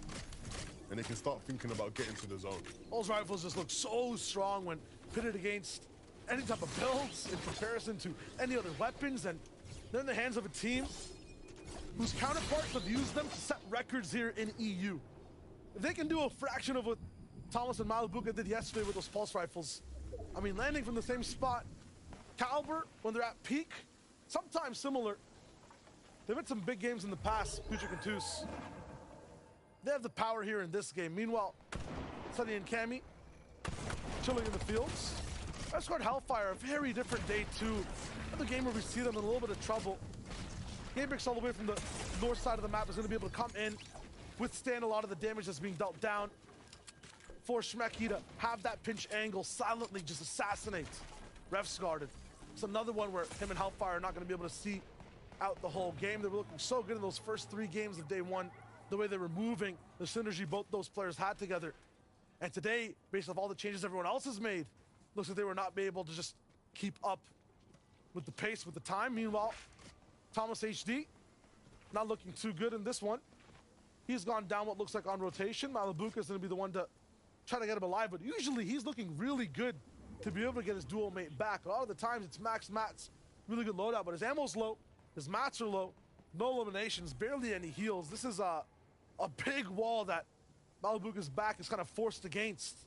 Very tough for him to get any reboot here in Mega City. Yeah, and I think it sort of links back to the big wall they're having to face mentally, right? They came into this FNCS so confident.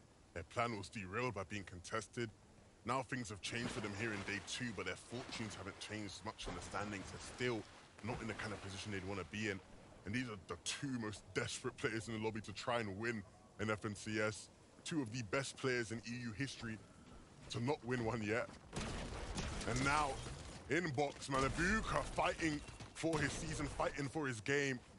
Picks up Cosmo. Isn't quite able to pick up the refresh immediately as the player is still on his back. I believe that's Jay in his face, and Jay gets the trade. And another game where Malibuca and Thomas aren't quite able to get it done. Liking the confidence from Jade there. I think if this is Jay from day 1, he pushes Malibuca away and just goes for the res himself. Plays a little bit more defensively. This time, chasing down the elimination, getting him out of the way first, then going for the res. It's a savage one of the deal. Gonna have to traverse over this water. They might choose to go over and around it through Mega City here. It looks like that's what they want to do. They don't want to put themselves isolated out on the sea like that. They're going to have to use a lot of mats, and they don't actually have much mats to work with. You can see no wood at all. There's 300 in the brick and metal department. Looking to split here. So many different teams here on the north side of Mega City. This beach not a vacation spot for now. They want to get to an even better spot just in terms of damage. Darky and Drayson hit some of the hardest shots we've seen today. Once again, wrap above, saving his teammate and beating out his opponent in one fell swoop. Huge from Darky there.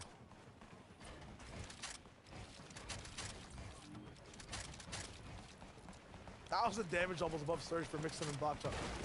So things are going a bit quiet for this team. They started the day in 3rd place. Things were looking great. We were picking them up, hyping them up because they were playing so well. They have not kept that same standard from yesterday. They've slipped out the top 5 now, and they are trying to push the fight their way back in. The thread's still connected, though. I would say very, very thinly. I feel like if they lose out on this game in terms of even just keeping up with points, that thread snaps. And what's it connected to? The top 5, the global championships. They're in 7th overall right now. Blotcha's already lost a lot of his shield in this fight. One of the most hardest hitting box fight duos so far in the FNCS and EU. Diox and Alex. Not going to make it easy for them.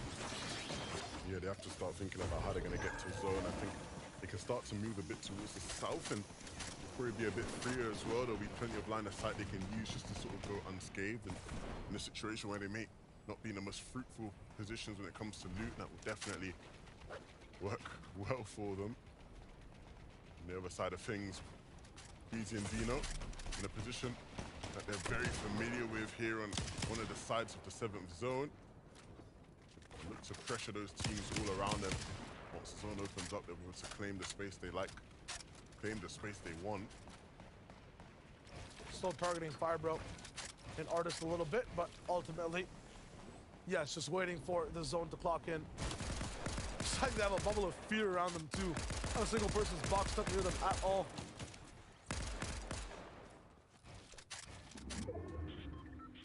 I'm liking how good Savage and Vidil look now before single digits above the threshold.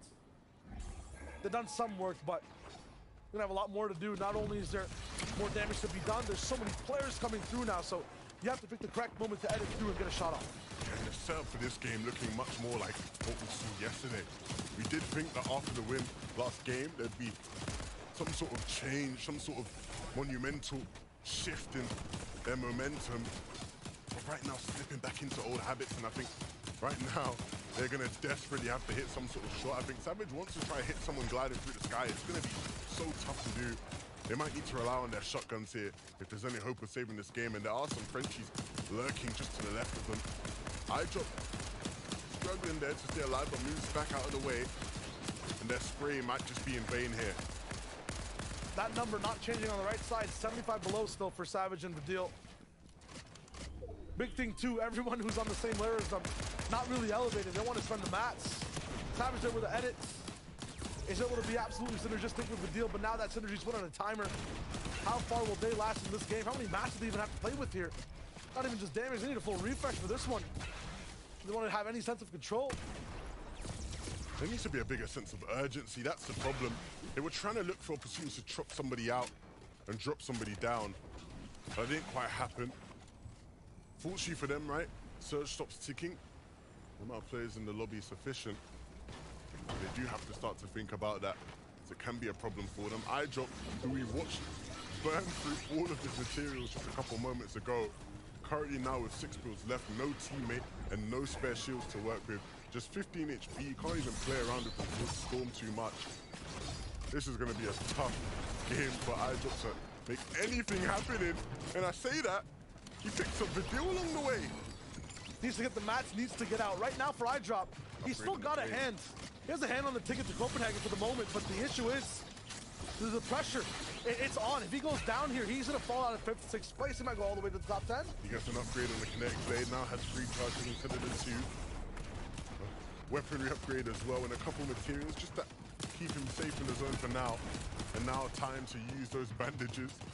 They'll get him back up to a decent point, but he's still working with not much HP. And he can't afford to get sprayed right now. His next build's going to be in wood, and that will be a trigger alert to everybody looking at him that he is low and he is vulnerable.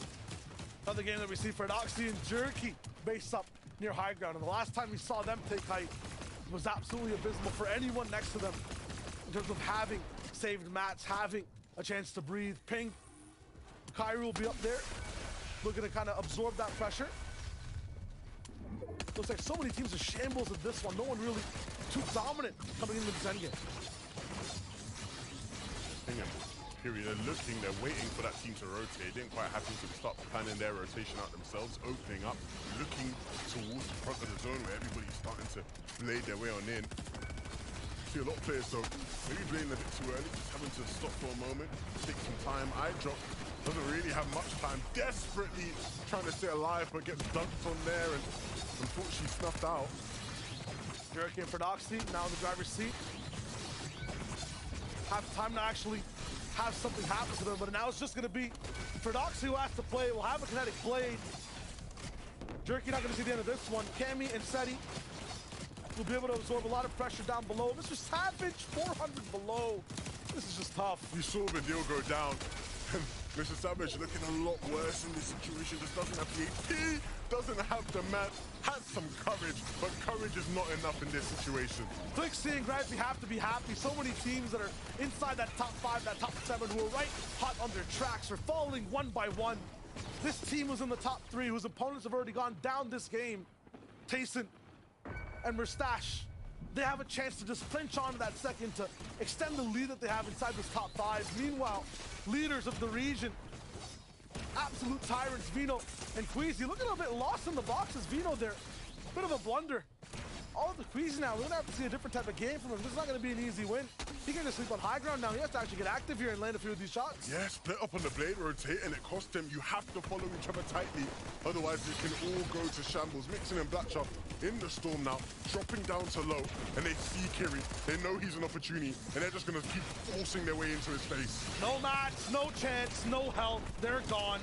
Flixie Gripey, another contender, falling right before them, and they look so healthy for the moment. Gripey taking a little bit of damage on the backside, and he finally goes down. Flixie now does have to do things as a solo. They only got 1 elimination while staying alive together. Now just hit that top 15. This is where the real placement starts to come in. The majority of the points, and it's also Flixie to keep the dream alive. Yeah, but the problem is he doesn't really have much space to work with, just using the space he has. Now running around on builds that aren't his. Needs to be careful. Players in the backside of the zone. Connects with 1, but the wall is there to block it off. He sees the players beneath him. He doesn't know which one to hit, but he hits the flying shot. It's Pablo Wingo he takes down, and those mats mean everything for him. Blocked from getting into zone, but just here, bounce back zone as well will benefit him so much. Almost had a perfect lane, almost had the sun in his sights, but he's still trapped down. B-ball up top, clouds looming. It's Pulse Rifles. Flixie from the right side is going to be constricted, can't breathe, and he'll fall today. Default and Kirby, they're going to be playing this through too. Looking for more shots as men fall down. Default's not going to miss a single chance to do that damage.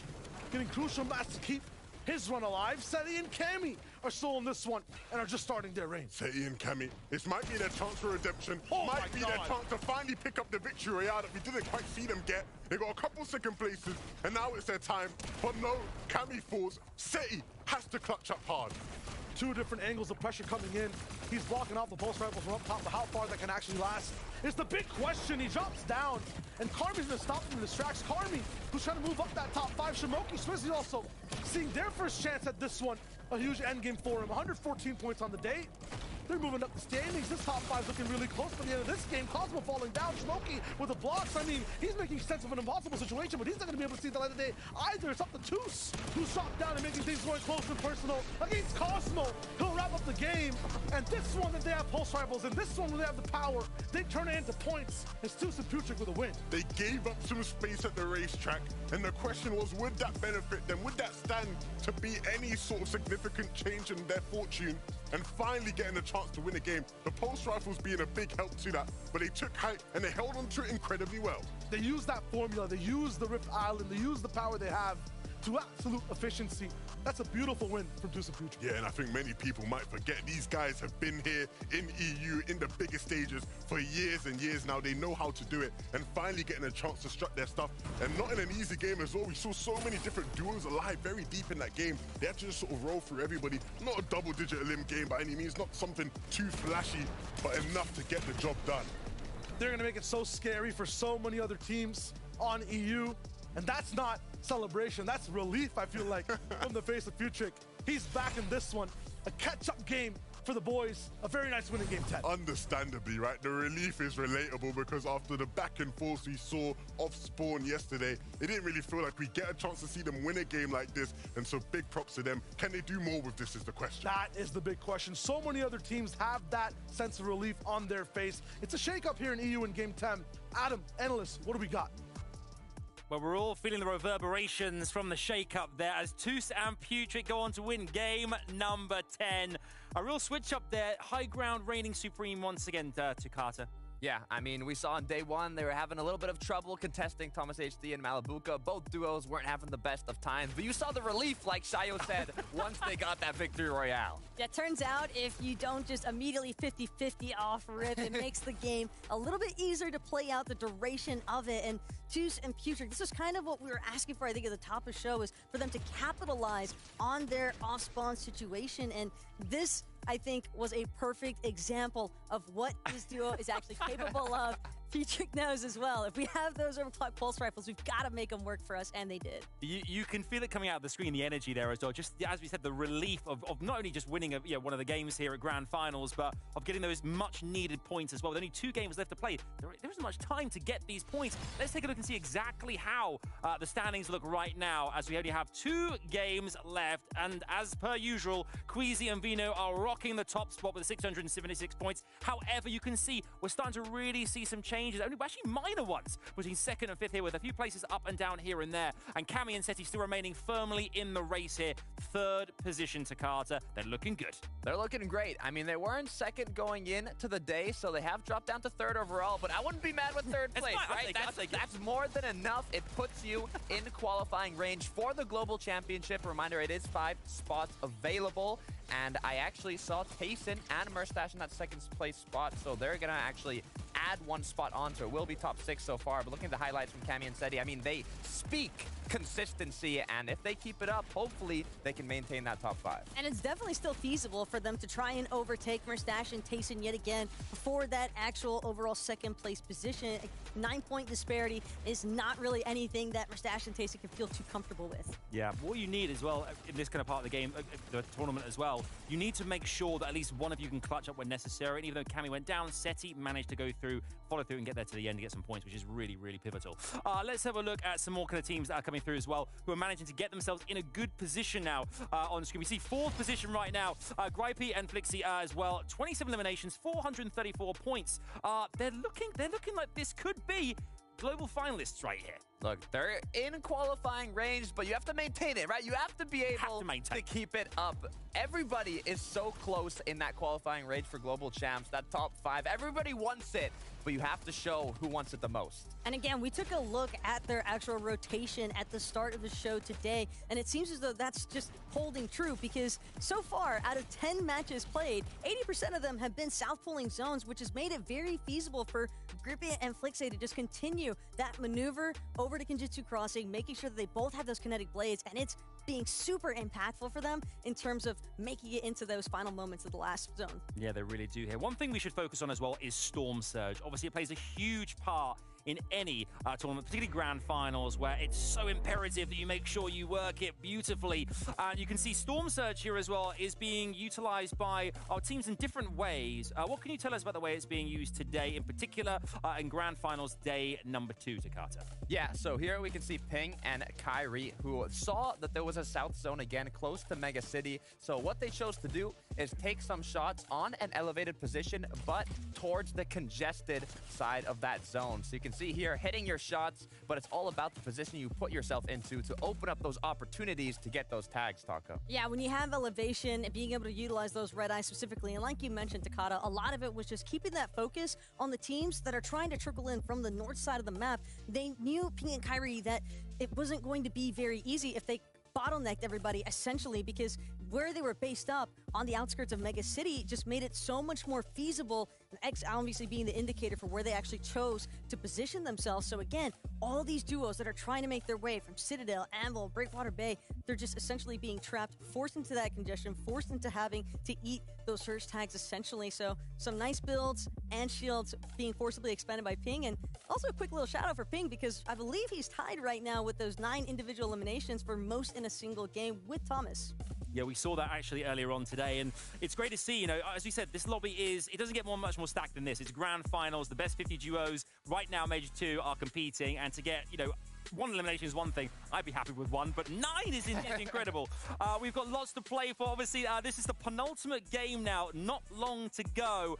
Kind of the final chance here for players to really make a stand and get those points, get themselves in contention at least for global finals places, Takata.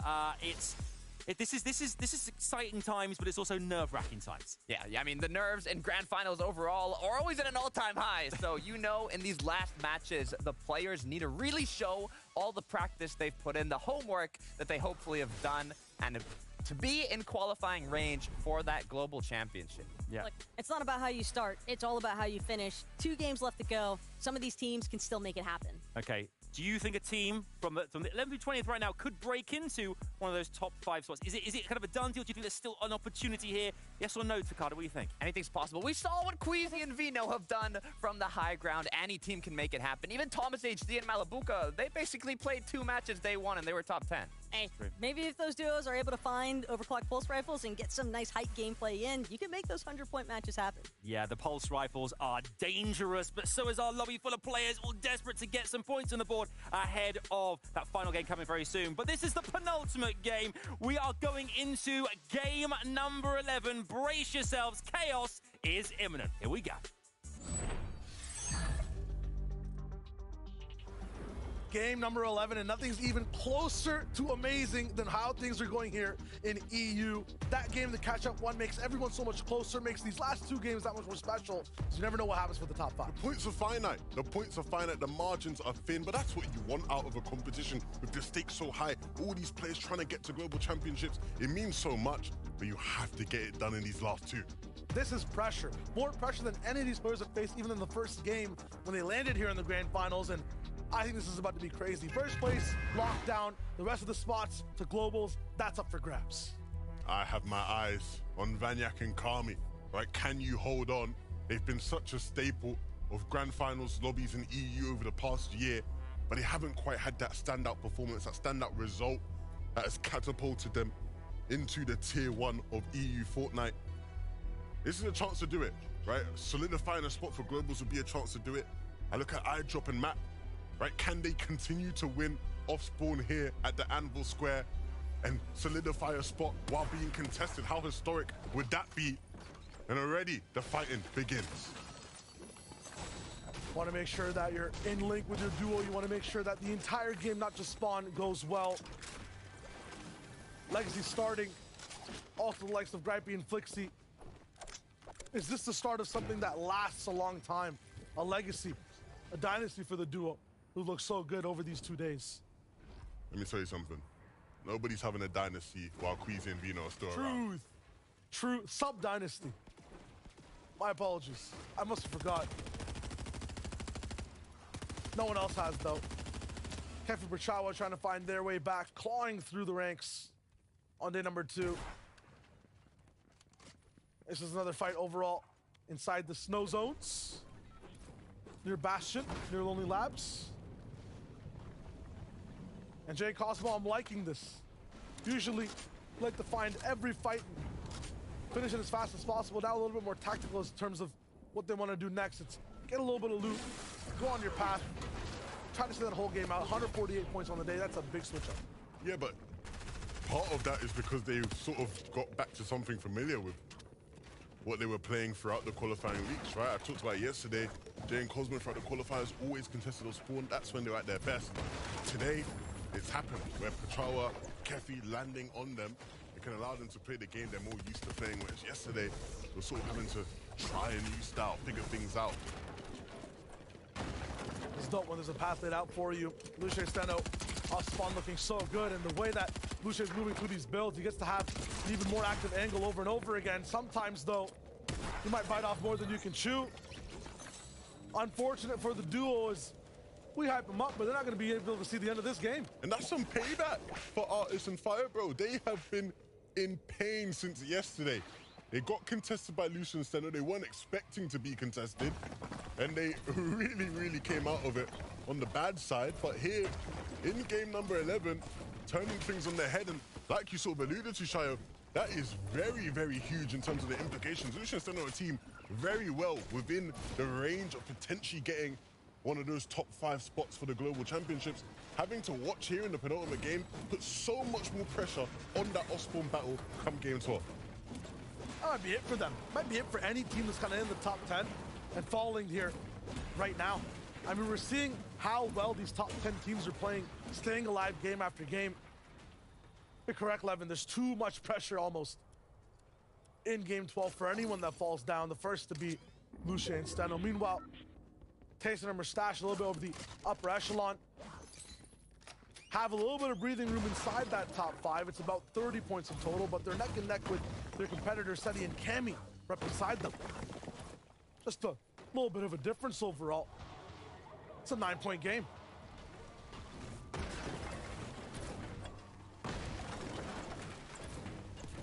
fact that Flixie and Gripe are here contesting some of the greats in terms of how well of a 2 days of FNCS they've played is huge. And their goal is to just strive higher, get away from the bottom side of that top 5.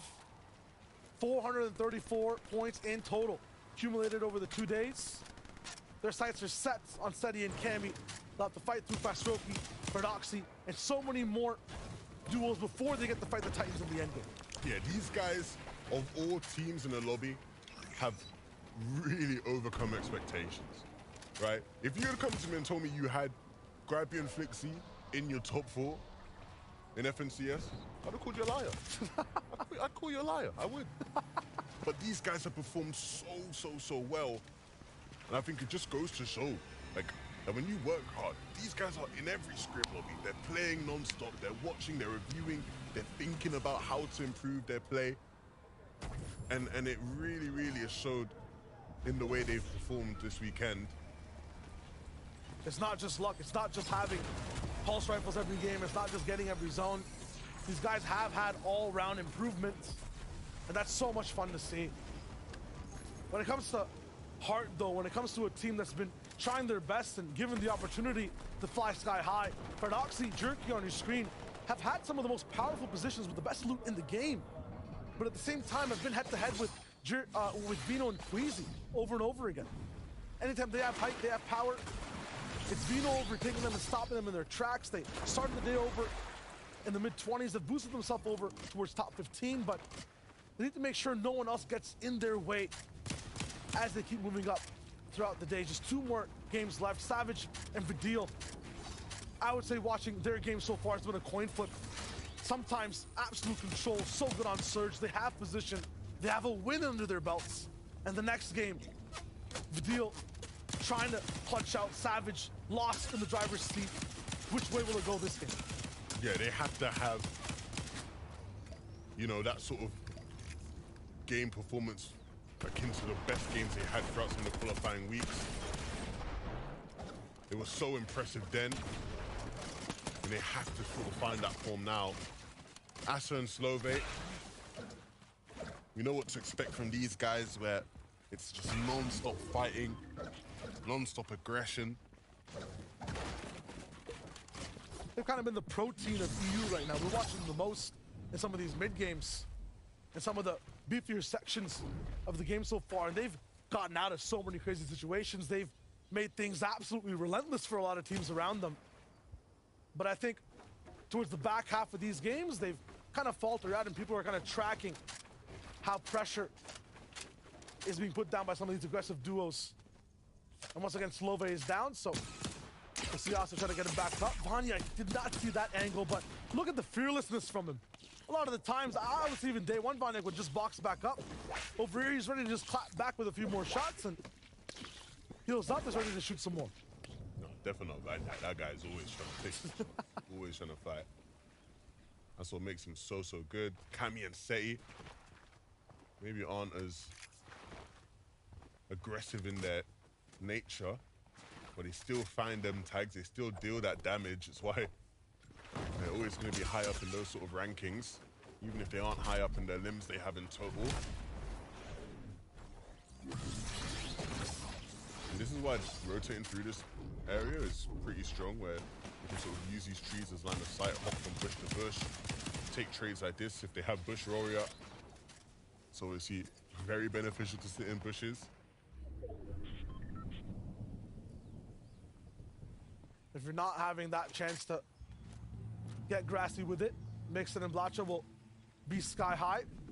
We saw them utilize this type of high base over and over again on that first day, checking other bases around them, really controlling the space and getting the most out of damage on day 1 and day 2. Sometimes Surge hasn't gone their way, but this seems like another game where Zone's a little bit away from them. A lot of people are going to be going by super fast. They'll be able to land as many shots as possible.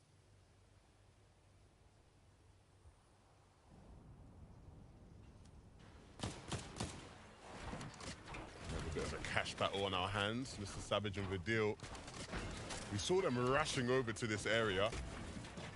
and it was because they wanted to be first to claim the cash, and they have that space. It won't be completely uncontested. Sinhead seems to be eager to try and steal it away from them, but they're alert, and they'll be ready. This fight can last a long while. Slappy probably going to be in for the next zone and a half. Hobblewinkle on the prowl, gets Sky Dune, and unfortunately the curse of winning a game and not having the best one after the fact hits Putrid because he goes down to Q-roll. Out of all people who were bullied off spawn. They find eliminations, and Firebro, although successful in defending their off spawn location, are going to run into Thomas HD and Malabuka, and they might not be used to having this big of a firepower in front of them. Box to box. Also looks like they're fighting over a cache. Thomas will finish out Firebro. It's just the artist now who I don't think is going to be able to last too long. Yeah, and understandably, right? These guys have a lot to prove. They have a chip on their shoulder. Fights like this are so difficult to deal with. It can be like fighting a brick wall at sometimes.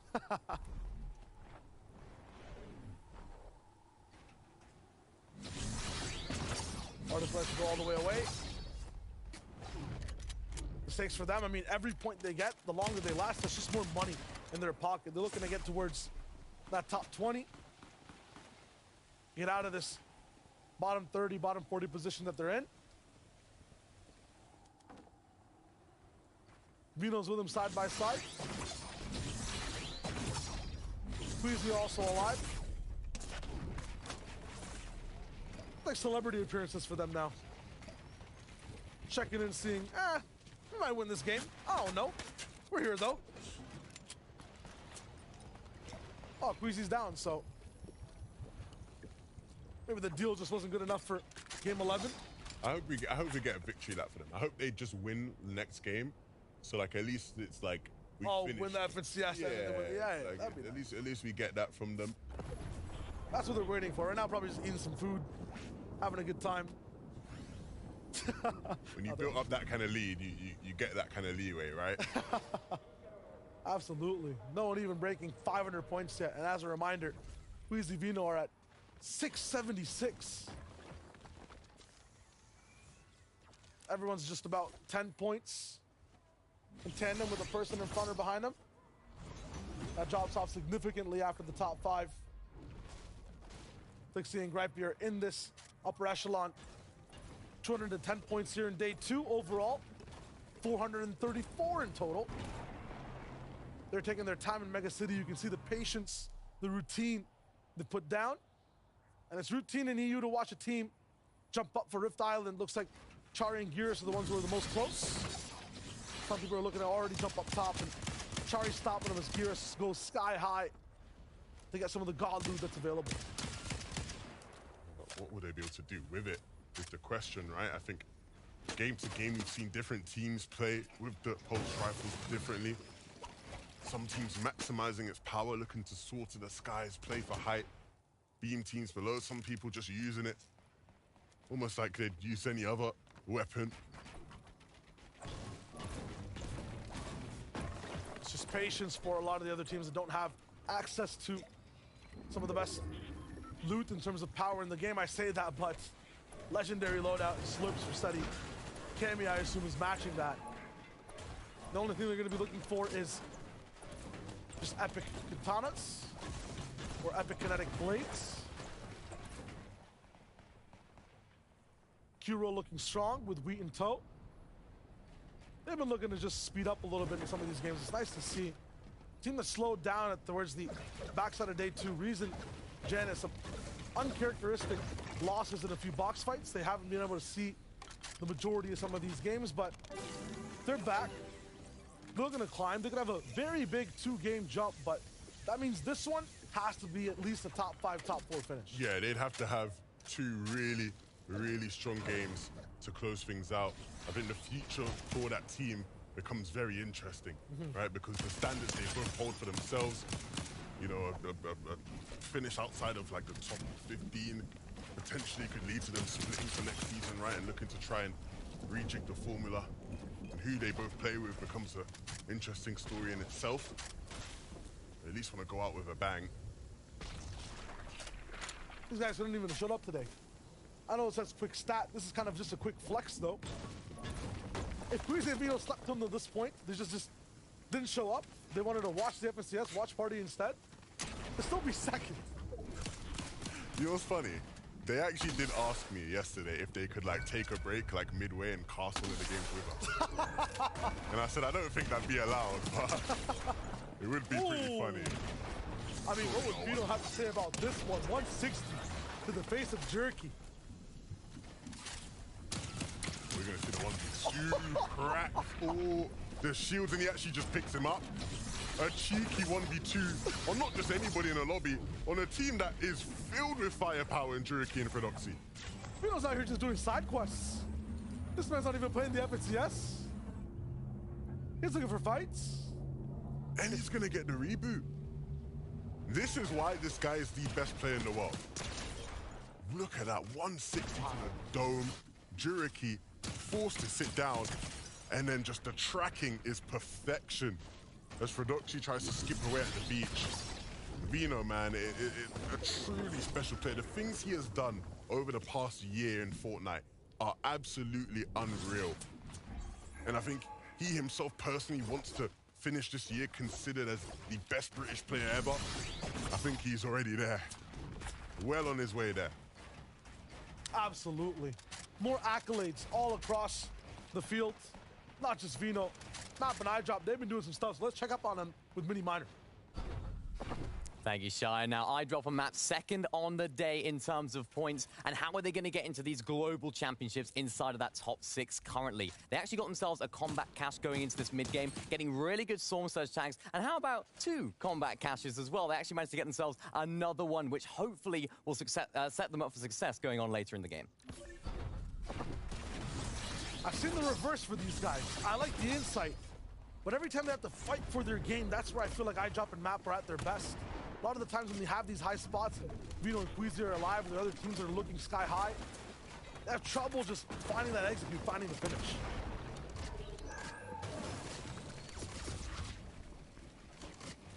Mix and Blotch, I mean, this is not the same pattern we saw on day 1 or day 2 when it comes to how they were dealing with Surge. That high base at the start of the game hasn't found too much. Not too much at all, and now 186 below. This is not a time to hesitate. I think they're just looking for good timing here. That splash will give away that these guys are in a little bit of trouble.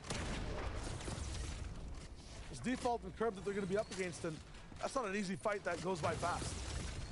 Yeah, these guys, Surge ticking away at them, they have to start coming up with a solution. Curb is just patiently waiting on that edit.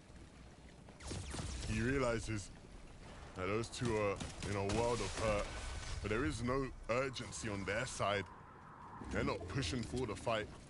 They'd rather wait for Mixon and Blackshot to make a mistake of their own. You can see them again just aggressively pushing 289 below. That's such a big chunk of damage that they have to make up for.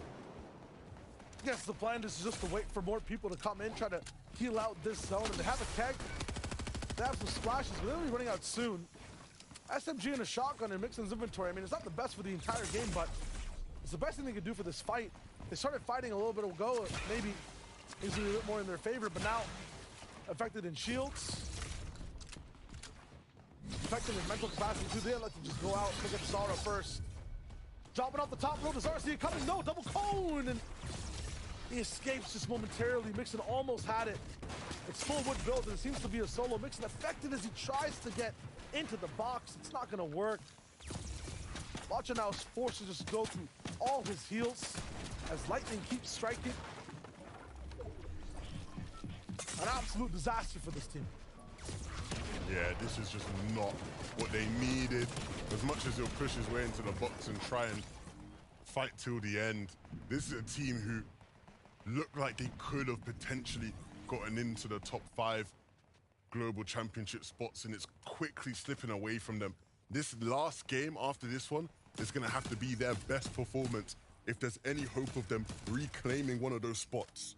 How many teams have that tagline other than the 11, right? Like, there's so many that have gone down so far, so many that are just having the same routine in 17th, 18th, 19th place. If they don't level up in this game, if they look to be the same old, everyone's gonna have to have that one big game. It could just be a tower collapsing on itself as everyone tries too hard to go for a big win. The difference is that a lot of their biggest competition for that is alive in this game.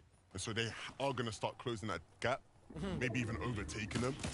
So they've just lost one opportunity, right, to solidify that. And that just adds extra pressure to them. Vino setting records and setting the same rotations again and again. Sees Twi up top, and this man is so low. Vino could pick him up. I think Twi's gonna be desperate coming into these boxes too, probably low on surge, but never mind, he'll play it away. They found such a good line to get in. Old build, perfect rotation. Probably end up blading past the team that's in circle as well. And I guarantee that zone moves even more further left, so they'll have even more room to work with on the south side. These guys are allergic to white lining almost. You can see how they're just trying to head a bit more towards the south. Very intentional about where they're going as well, right? They want to have access to that side of the zone that's opened up in case zone continues to pull that way. We'll see right now where it pulls all the way back up to the north, but that's still fine. Yep. They can just rotate down that side. It's a bit of a change in elevation that will mean that they're somewhat protected. Trouble, big trouble. Flixie's down, and it's just gripey. This will affect how far they can really solidify their spot in the top 5 before the last game. Gripey doesn't have the mats. He's running out of the firepower. I mean, has the blade, but even in health, he's in trouble. Gripey is the firepower in this duo though. So there is still hope in this game. If you can make the magic happen. Sees Mappy falling beneath him and finds a massive shot and 2 players' bodies that he can just loot from now. An upgrade in weaponry, a bunch of slurps as well. And now something is actually possible from this one. An Omega refresh for him here. That is the definition of it, a mega refresh indeed. 4 slurps, golden out inventory, max mats. The only thing he misses is that legendary red eye. But it's gonna be fine. Not the same situation for Tayson and Mustaches. They're almost down and out. A tough rotation for everyone in the lobby. It is pulled towards the majority of the players who are gonna be absolutely pinpointed precision and aiming all their assault rifles, looking for any shots. And now all these duels are just forced into this ravine, locked down on low ground. Yeah, and you can see Tayson was just very close by to Queasy. He's a solo now. Vino just got dropped out. And you can see just how congested it is here. All these players, like you said, stuck in that ravine. And it's pulling backwards, so they're all gonna have to start coming back through the ravine. Queasy using the flare just to get an idea of where his competition is. And his Vacant and Speed that are just there on the other side of those walls. He sees that just 1 or 2 layers above him. There is a free lane, but getting up there is gonna cost something he doesn't have. That's materials. He needs to find a mega refresh of his own, but once again, 690 points. They got room to work with. Meanwhile, on heights, undisturbed is Curb and default. As they're looking fine, double connected. Shouldn't really be shot out. Vino's not even here, so you don't have to worry too hard, but look at how much they're repurposing a lot of their builds to hold on to this high ground. Now it's time for them to just look back and spray.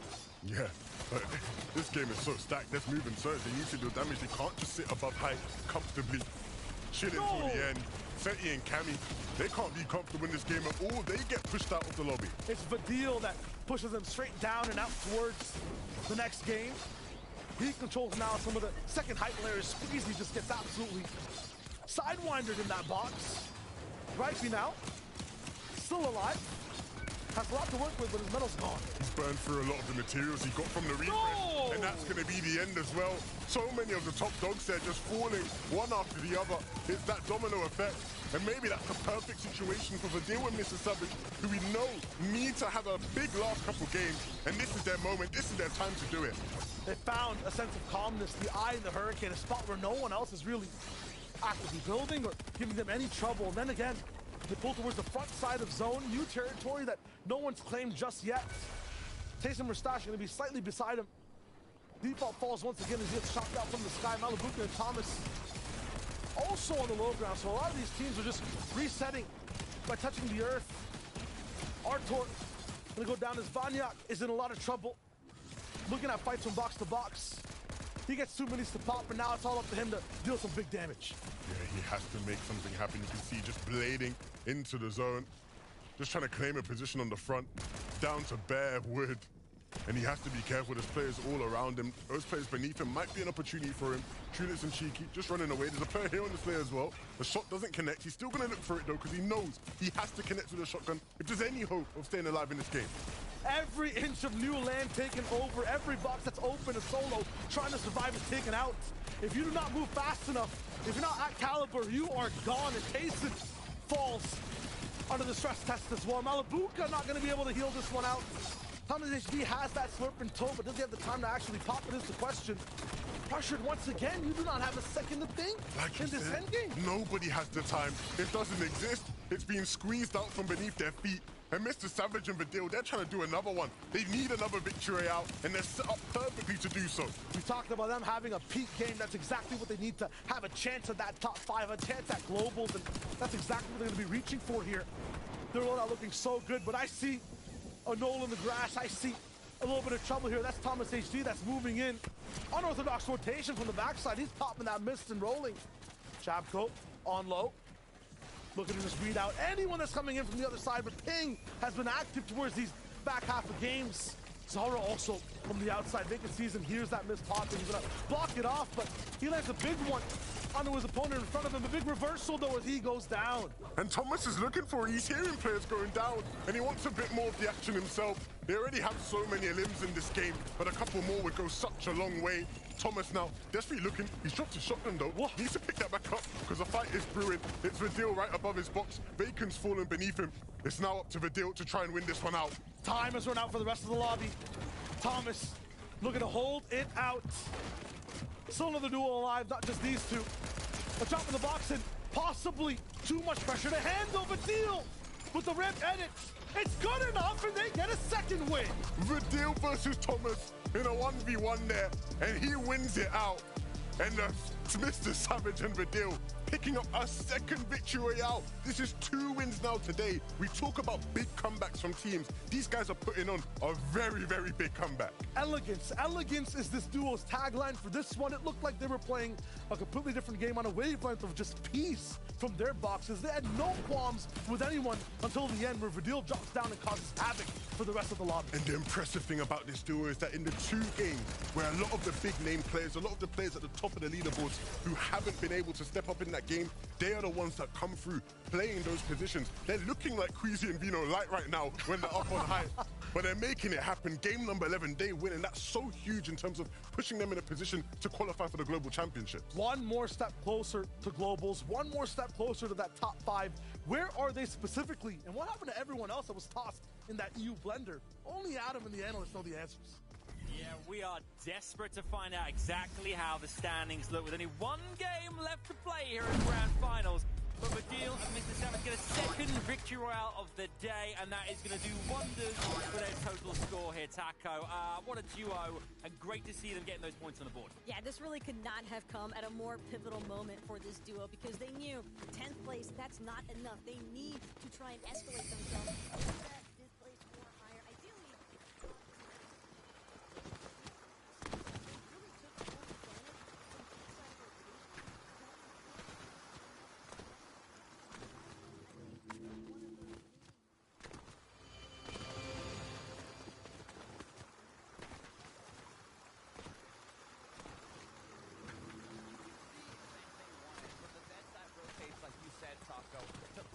the late game perfectly. Looked like Queasy and Vino. Levin said it himself. Up on the high ground. Vidil down below fragging. Savage prepared for the heal off if it needed to happen. But ultimately securing that second victory royale that puts them just that much closer to qualifying Rage for the Global Championships. It really does. It really does. I mean, you consider as well, we saw some of the eliminations there as well. Cammy and Seti and ThomasHD.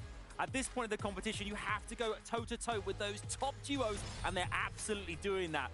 Let's take a closer look at the standings. Remember this as well. We are only one game away from our final total score. So this is how things currently stand here. We're going to take a look and see exactly. I can see, Taka, you're very keen to jump in. Which duo sticks out for you? Well, it's mostly the fact that I'm noticing Merstash and Tayson, again, they're already qualified to global, so you immediately jump down to 6. But who's in 6? Malibuca and Thomas, which means Vidil and Mr. Savage, if they're able to close it out, could potentially see themselves solidifying a top 5 in the qualification for globals. Look, right now, they are literally in qualifying range, but they're the cutoff. Mr. Savage and Vidil are the cutoff to qualify to global championships. Under them, iDrop and Mop.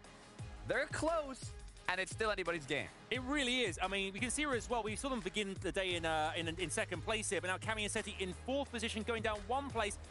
Okay, with 1 game to go, 458 points. I mean, they're still in a really good position on the leaderboard. And again, managing just to sustain as a duo and get themselves into that end game and make sure that they do whatever they can to get a global championship spot. Look, this is a team that won it all at the FNCS Invitational. If they can't qualify here in Major 2, it's not going to be the greatest circumstance. This is a duo that has such high standards set for themselves after that invitational performance. You know they want to be in globals. This is one of their best opportunities to solidify it. They won it, and they almost have it. Cammy and Seti are just this close, but another duo that wants it as well. Vaniac and Karmi in the 3rd place spot on the leaderboard, 462 points. They are in qualifying range, but with 1 more match to be played out, they have to maintain that spot on the leaderboard. And it's going to be a close finish as well for Karmi and Vanya, because taking a look at the leaderboard points specifically, this team only at 462, Seti and Cammy 458, but they're all within a Victory Royale range of each other. If Vidil and Savage, for example, can collect another Victory Royale, or even iDrop and Mappy, it's not out of the realm of possibilities. Yeah, that's what makes it most exciting, for, I guess, for you guys watching at home, us here in the studio as well. The fact that, yes, Queasy and Vino have been unbelievable across the 11 games we've seen here, but those spots here for global champs are so imperative because we know that they are like the gold dust in this competition. You want to get one because you want to be there in Copenhagen later this year. And I think with 1 single game left to go here, it's looking mighty, mighty exciting here. Let's take a look as well at Gripey and Flixia as well in 5th position here as well. 20 eliminations, 402 points in total right now. Again, a team that has got into that top kind of like upper echelon of players. And again, they are massively in contention here. Right. I mean, Gripey was forced to clutch it out as a solo here in the most recent match, but you know, when you need to make it happen the most, it's in these grand finals. It's in that last match of the day. So now all these duels that we've looked at, all these storylines that are in qualifying range, it really just all comes down to this 12th match. Will Cammy and Seti, the invitational champs, be able to get a spot in the global championship? Will all these other duos that are in qualifying range hold their position? Or will a duo like Blotcha and Mixin, like iDrop Mop, like Steno and Lushi take one of those spots?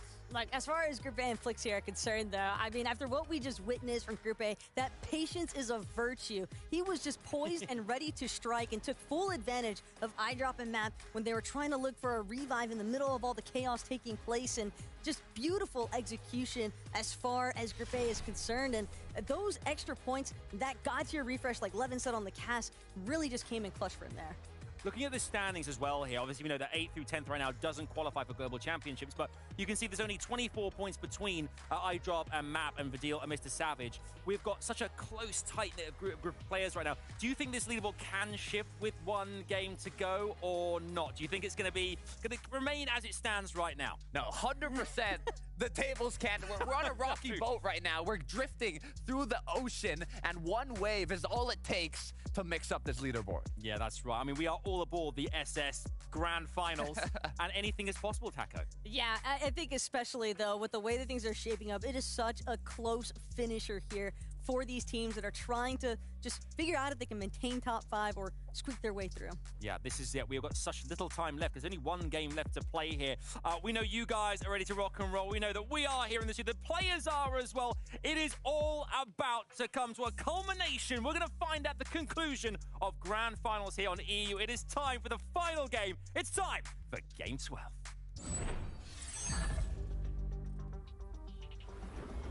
Two days of competition in EU, some of the most unprecedented things we've seen.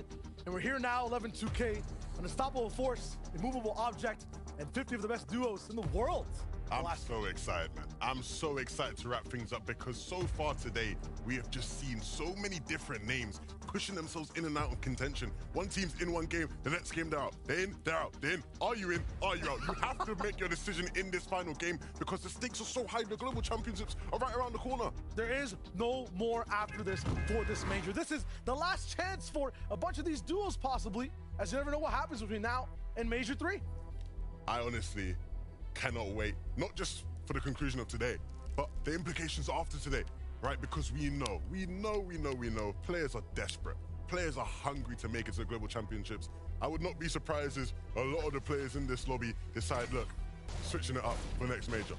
Playing with somebody else. I want to find something I want to find my partner. I want to find the Vino to my queen. Yeah. Right, that's what they're going to be looking for. Oh, but they're a dime a million, honestly. These guys, the way they play, what they've done today, 696 points. Huge and leading the pack in first place. Now, every off-spawn fight becomes a little bit more tense. You can see it's not 50-50 for one chest. Map and iDrop back it up a little bit, choose not to challenge. I want to prolong this as much as possible. Everybody in this last game, just a bit more cautious in their approach. Understanding that it's your last chance. Even if you aren't one of the players competing for the win, even if you aren't someone in contention for one of the top 5 global championship spots, there's money on the line. Big money, big money. Big money on the line. And if you've been grinding all season long, you ain't just gonna let yourself watch the money pass you by. You're gonna try your best to move up, even if it is just a tiny bit in the standings, to get that extra bit of Wonga. Tusim Putrick, who we saw win a game earlier today, here against their biggest rivals of the weekend. Let's finish it there as we started it at the very beginning of EU's FNCS. A fight on a racetrack where both duos move super fast. Malibuk and Thomas HD, Tusim Putrick just want control, or maybe a little bit of nostalgia. That first day, every single game, they went head-to-head. Anytime they tried to escape a third party as well, picked them all up. But this one is tempered, a little bit more calculated. They want to leave a message here. It's not just about this FNCS, it's about the future, it's about globals.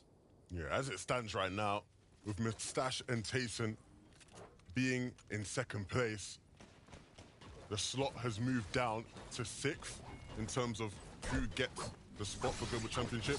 But because Malibuk and Thomas are 6th, it's moved down to 7th. Which means, as it currently stands, Vidu and Mr. Savage would qualify for Global Championships. The team on our screen here, Banyak and Kami, would qualify. Gripey and Flixie, Seti, Kami, Queasy, and Vino.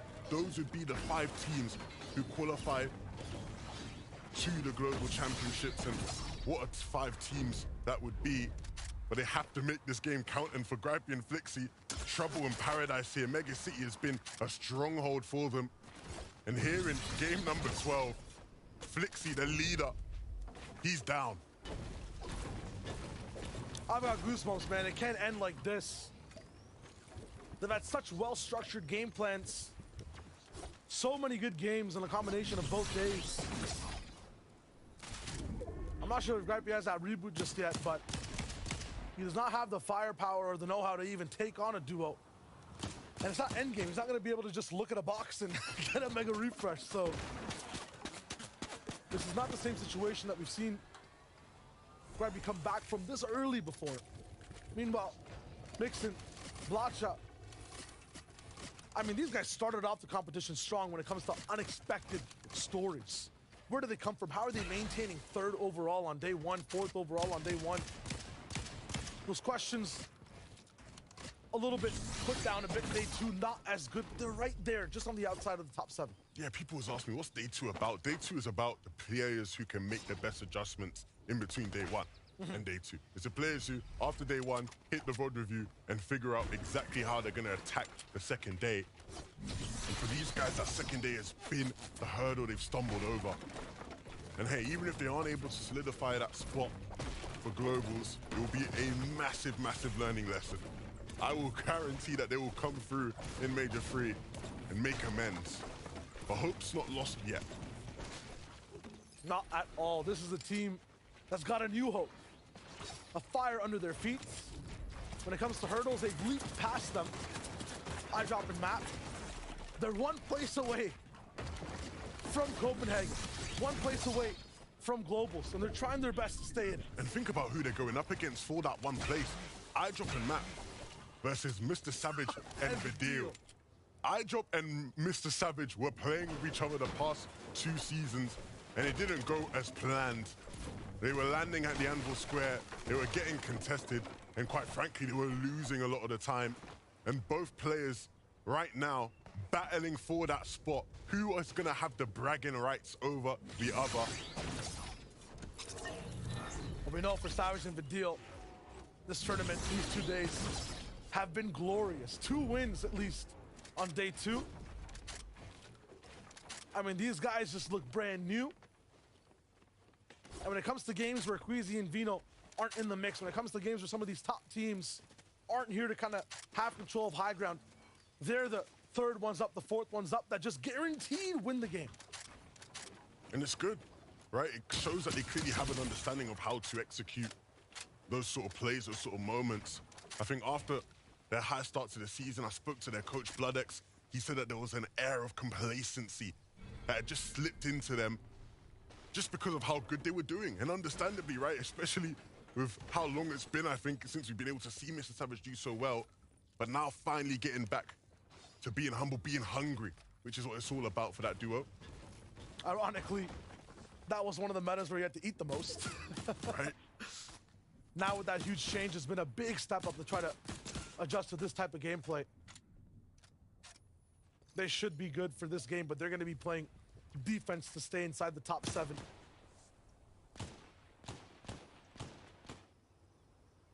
Gripey still in the same spot. I mean, you have to imagine the nerves, the tension in this one. You have to make the right call. I think the key for Gripey this game is just keeping them up on surge where possible, hitting shots like that, and just trying to get Flixie up and staying alive as long as possible. He's forced to be on this hill and this hill alone, though. Not another bush that he can really go by to. If he wants to move, it has to be silently, so the kinetic blade is not an option. And you see, every time he tries to go towards Mega City, maybe get a little bit more loot, farm up, get inside the buildings. There's too many high bases inside the town that are actually stopping them. Santa Lucia, we talked about them having 2 perfect games, one of them gone now. This one has to be a loud entrance. This one has to be perfect for them all the way towards the end if they want to elevate. And they're going to be in this box fight. They have to force so many fights, make up. A lot of the time they miss 2 Elan points, and they are right now. That goes up against Vidil. They're actually breaking in to top 7 directly at the mouth. Vidil down, Savage alone. That is huge. It's going to leave Mr. Savage with a world of work to do. Mr. Savage doesn't have Vidil with him. How does he adapt? Where even is he right now? Santa Lucia are really proactive right now. This is Queasy, I believe, who they're shooting at. Got the shield down. That'll attract the attention of Vino, who should be close by. Savage moved around. Looked for a little bit more, but I guess got separated ultimately. Vino. What? Hot knife, butter, steam. That's all that is. Absolutely yummy, that play. Oh my goodness. It's just Vino things. It is just Vino things. Nothing he does now surprises me anymore. I just expect greatness. I expect excellence.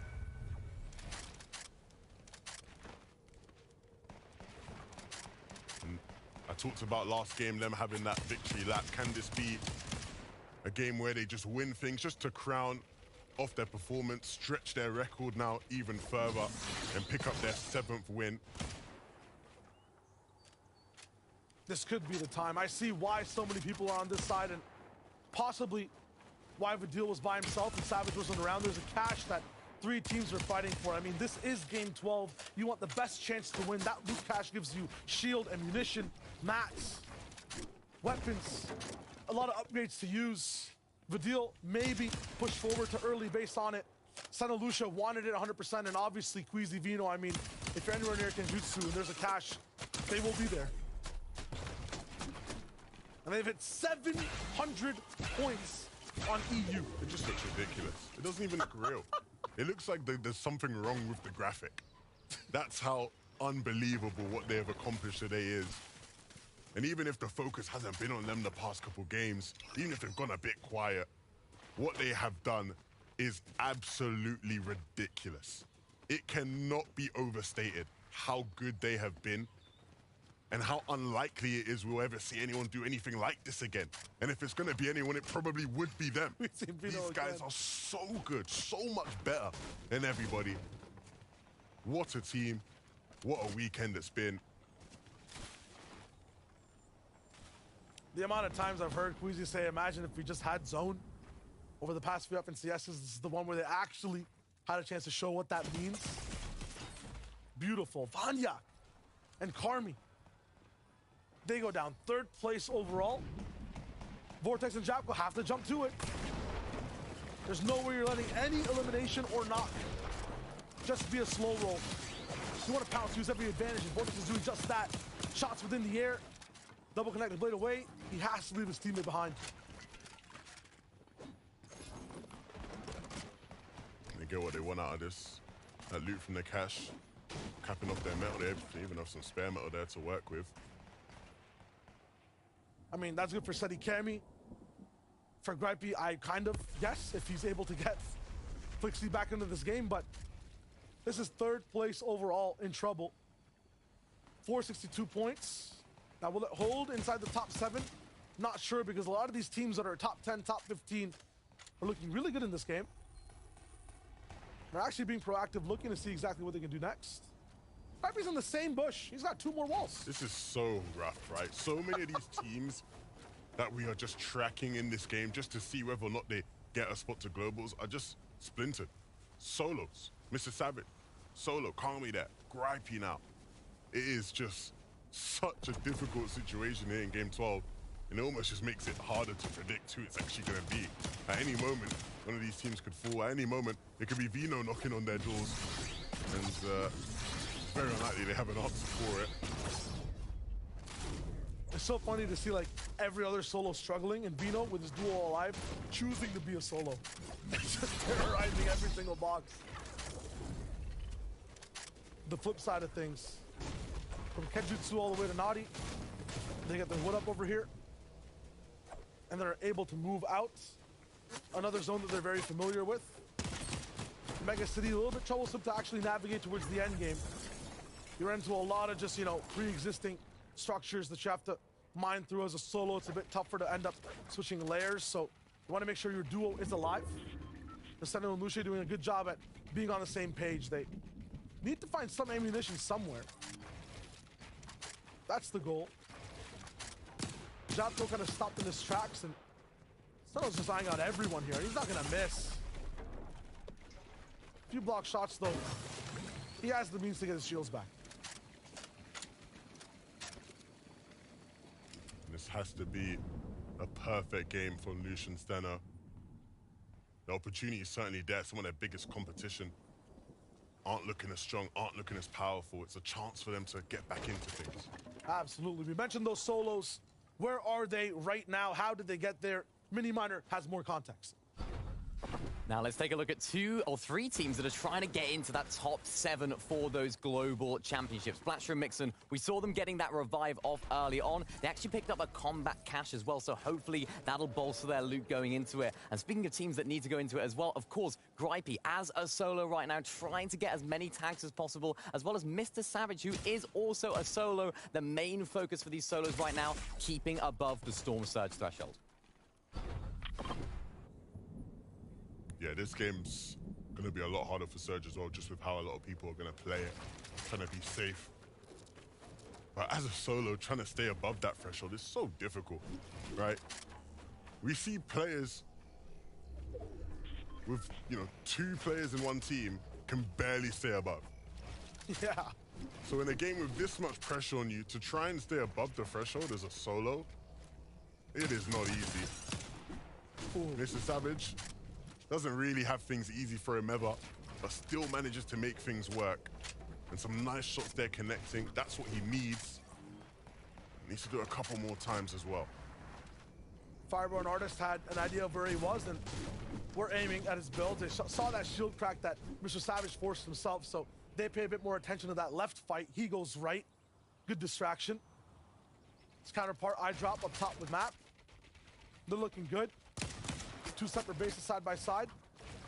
They're going to pick apart anyone that's moving in for free. And yeah, you mentioned it's kind of tough for a lot of these teams to get the Surge as solos. I mean, it's even harder not only because of pressure, but every team's going to be making a lot less mistakes in this final game. They're looking to make the safe play, looking to build up as they move around. Even for Map here, seeing multiple teams, he can barely find the tags he needs.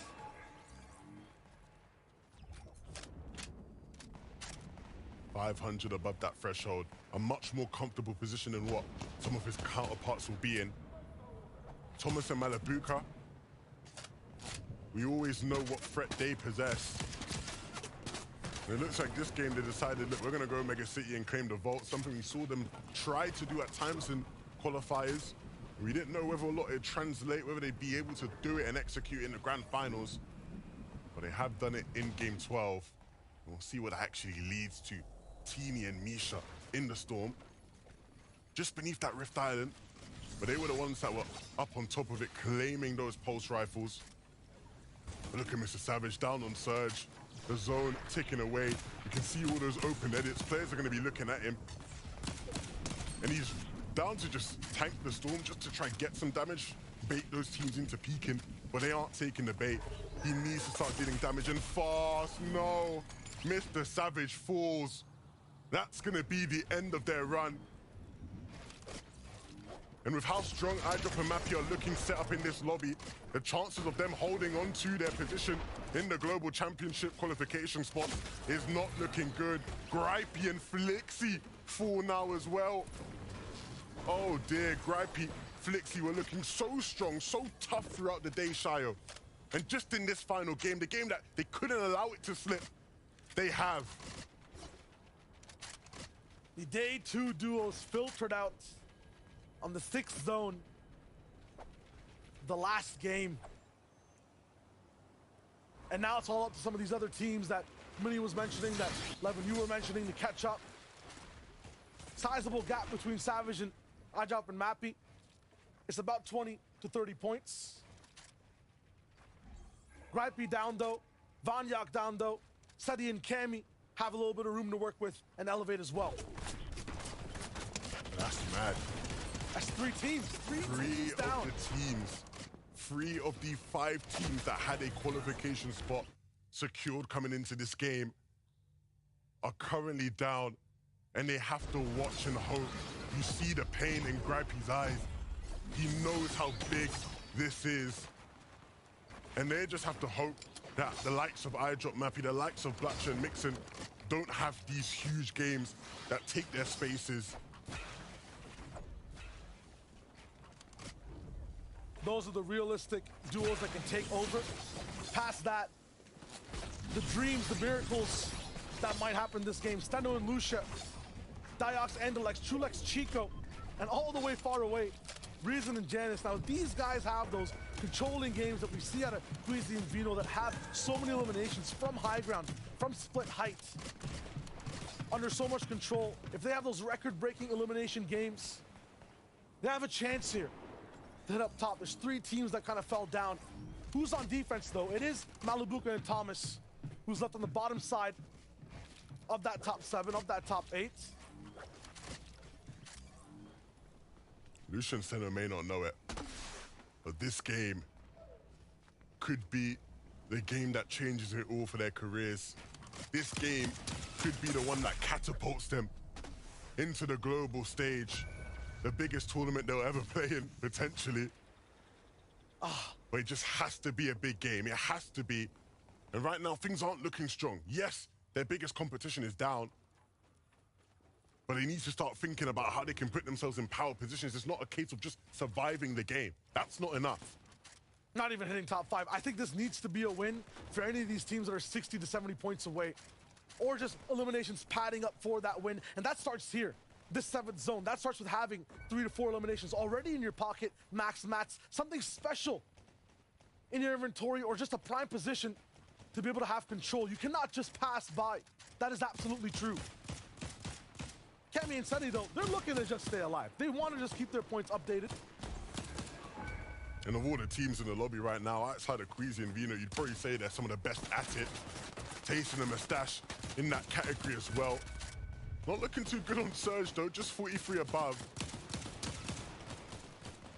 Tayson will fix that very soon. So many teams not moving in. Lots of more space to take over towards the north side of this circle.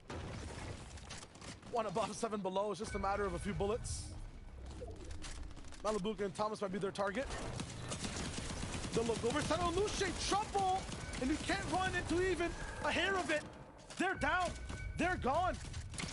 The next miracle story, Diox and Elect being seen on every box, might be the wave. Cammy taken out by Tayson, just knocked them. Just a knock. But I don't know if Seti will be able to pick him up. He's thinking about it.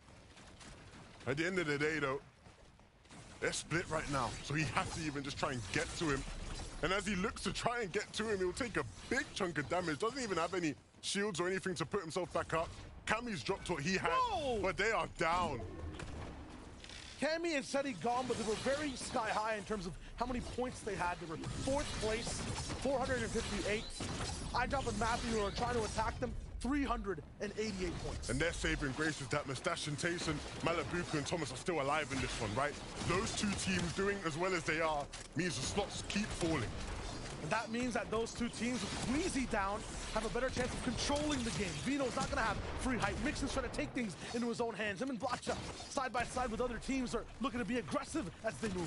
We talked about how these guys sort of just started to slow down in the second day. If there was ever a time to speed up, it would be now. Acceleration's definitely needed. And they're already fast. This is the fastest I've seen them getting to the next point of zone. They're faster than Pablo Wingo. How many times can you say that about any duo inside the scene in EU? It's iChop and Matt who are on high ground, though. I talked about Queasy being down. The classic sleeper with Vino being aggressive. That combination of wins that have gotten 6 out of the day is not going to be here. These guys can take it all the way home. And if coming into the finals, you would have told me that iDrop would come out better of the split between him and Mr. Savage. With how this season has gone, I wouldn't have believed you. Things weren't looking too good. They were a team in the Surge week that had to try and qualify through that stage. And now they might just be on their way to the Global Championships. One more test. They do have height, but they can't make a mistake. We've seen so many teams look for that chop down. This is game 12. Everyone will look for a win, and that starts on high ground. Vino will be on low, though. This is just a victory lap for him. He's looking for any chance to delay any other person's game and possibly even have a clutch of his own here towards the very end. Landed in a tree, a little bit of aggression from other teams, but he lands soft and is able to get his health back up. Yeah, and this is just a chance for Vino to remind us of why he's so good. iDrop's fallen, though. It's at the hands of Kuro. So it's going to have to be a big cut from Matt. iDrop has no chance to help his teammate. Matt's dropping down into boxes, needs to try to find space, but look at his material, Shion. Look at those shields. He has none. He doesn't have anything to replenish himself. Needs a refresher now. Needs a miracle, needs a prayer. Matt with 2 hands together on the shotgun. Let's see what he can do next. Red Eye reloaded. One player needs to pass by, and he needs that split-second shot to land straight to the head. 470 damage above. You can play with patience, but this is the clutch of Matt's career. Moving forward, Kinetic Blade in hand, one more charge, but his shields get knocked out. Wood layer below him, so he can easily penetrate that base, but he elects to go towards the zone. Matt looking for his next target, but does not choose this box. There's knocks inside, but he's not going to choose to dive. Matt looking lost, confused, dazed. Where can he be? What can he see? Nothing for now, somehow still alive. The target has so much fire, but not getting hit. One with the world around him, he takes out Vino and gets that refresh. Takes down the MVP of the tournament to keep his tournament alive, to keep his hopes of globals alive. Still running through the middle of every single build. He's on the most dangerous layer. He could fall at any moment to 5 different duels below him. Just has the basics in his inventory, nothing else. Meanwhile, Thomas down below, securing that spot. But we have to see what's up with Matt. Is he the one able to make this clutch happen? Malibuca also controlling a lot of his bottom side. Matt will fall. Were his points enough is the question, as Asa gets removed as well. Tayson following through, moving in. him and Moustache have their backs glued together. A grudge match between Major One's first and second place teams on low ground. They're gonna wipe out anybody else that's here, but you see Thomas and Malabuka down beneath them, waiting for Tayson and Moustache to drop. Davies up against the wall. We've seen this so many times before. Thomas is lethal at these angles. They're waiting. They're patient. It's up against Tayson now. And Malabuka elects to just stay with that zone. More pressure up top as Q-Roll finally falls. Malabuka still waiting. Davies picking up a few in the feed.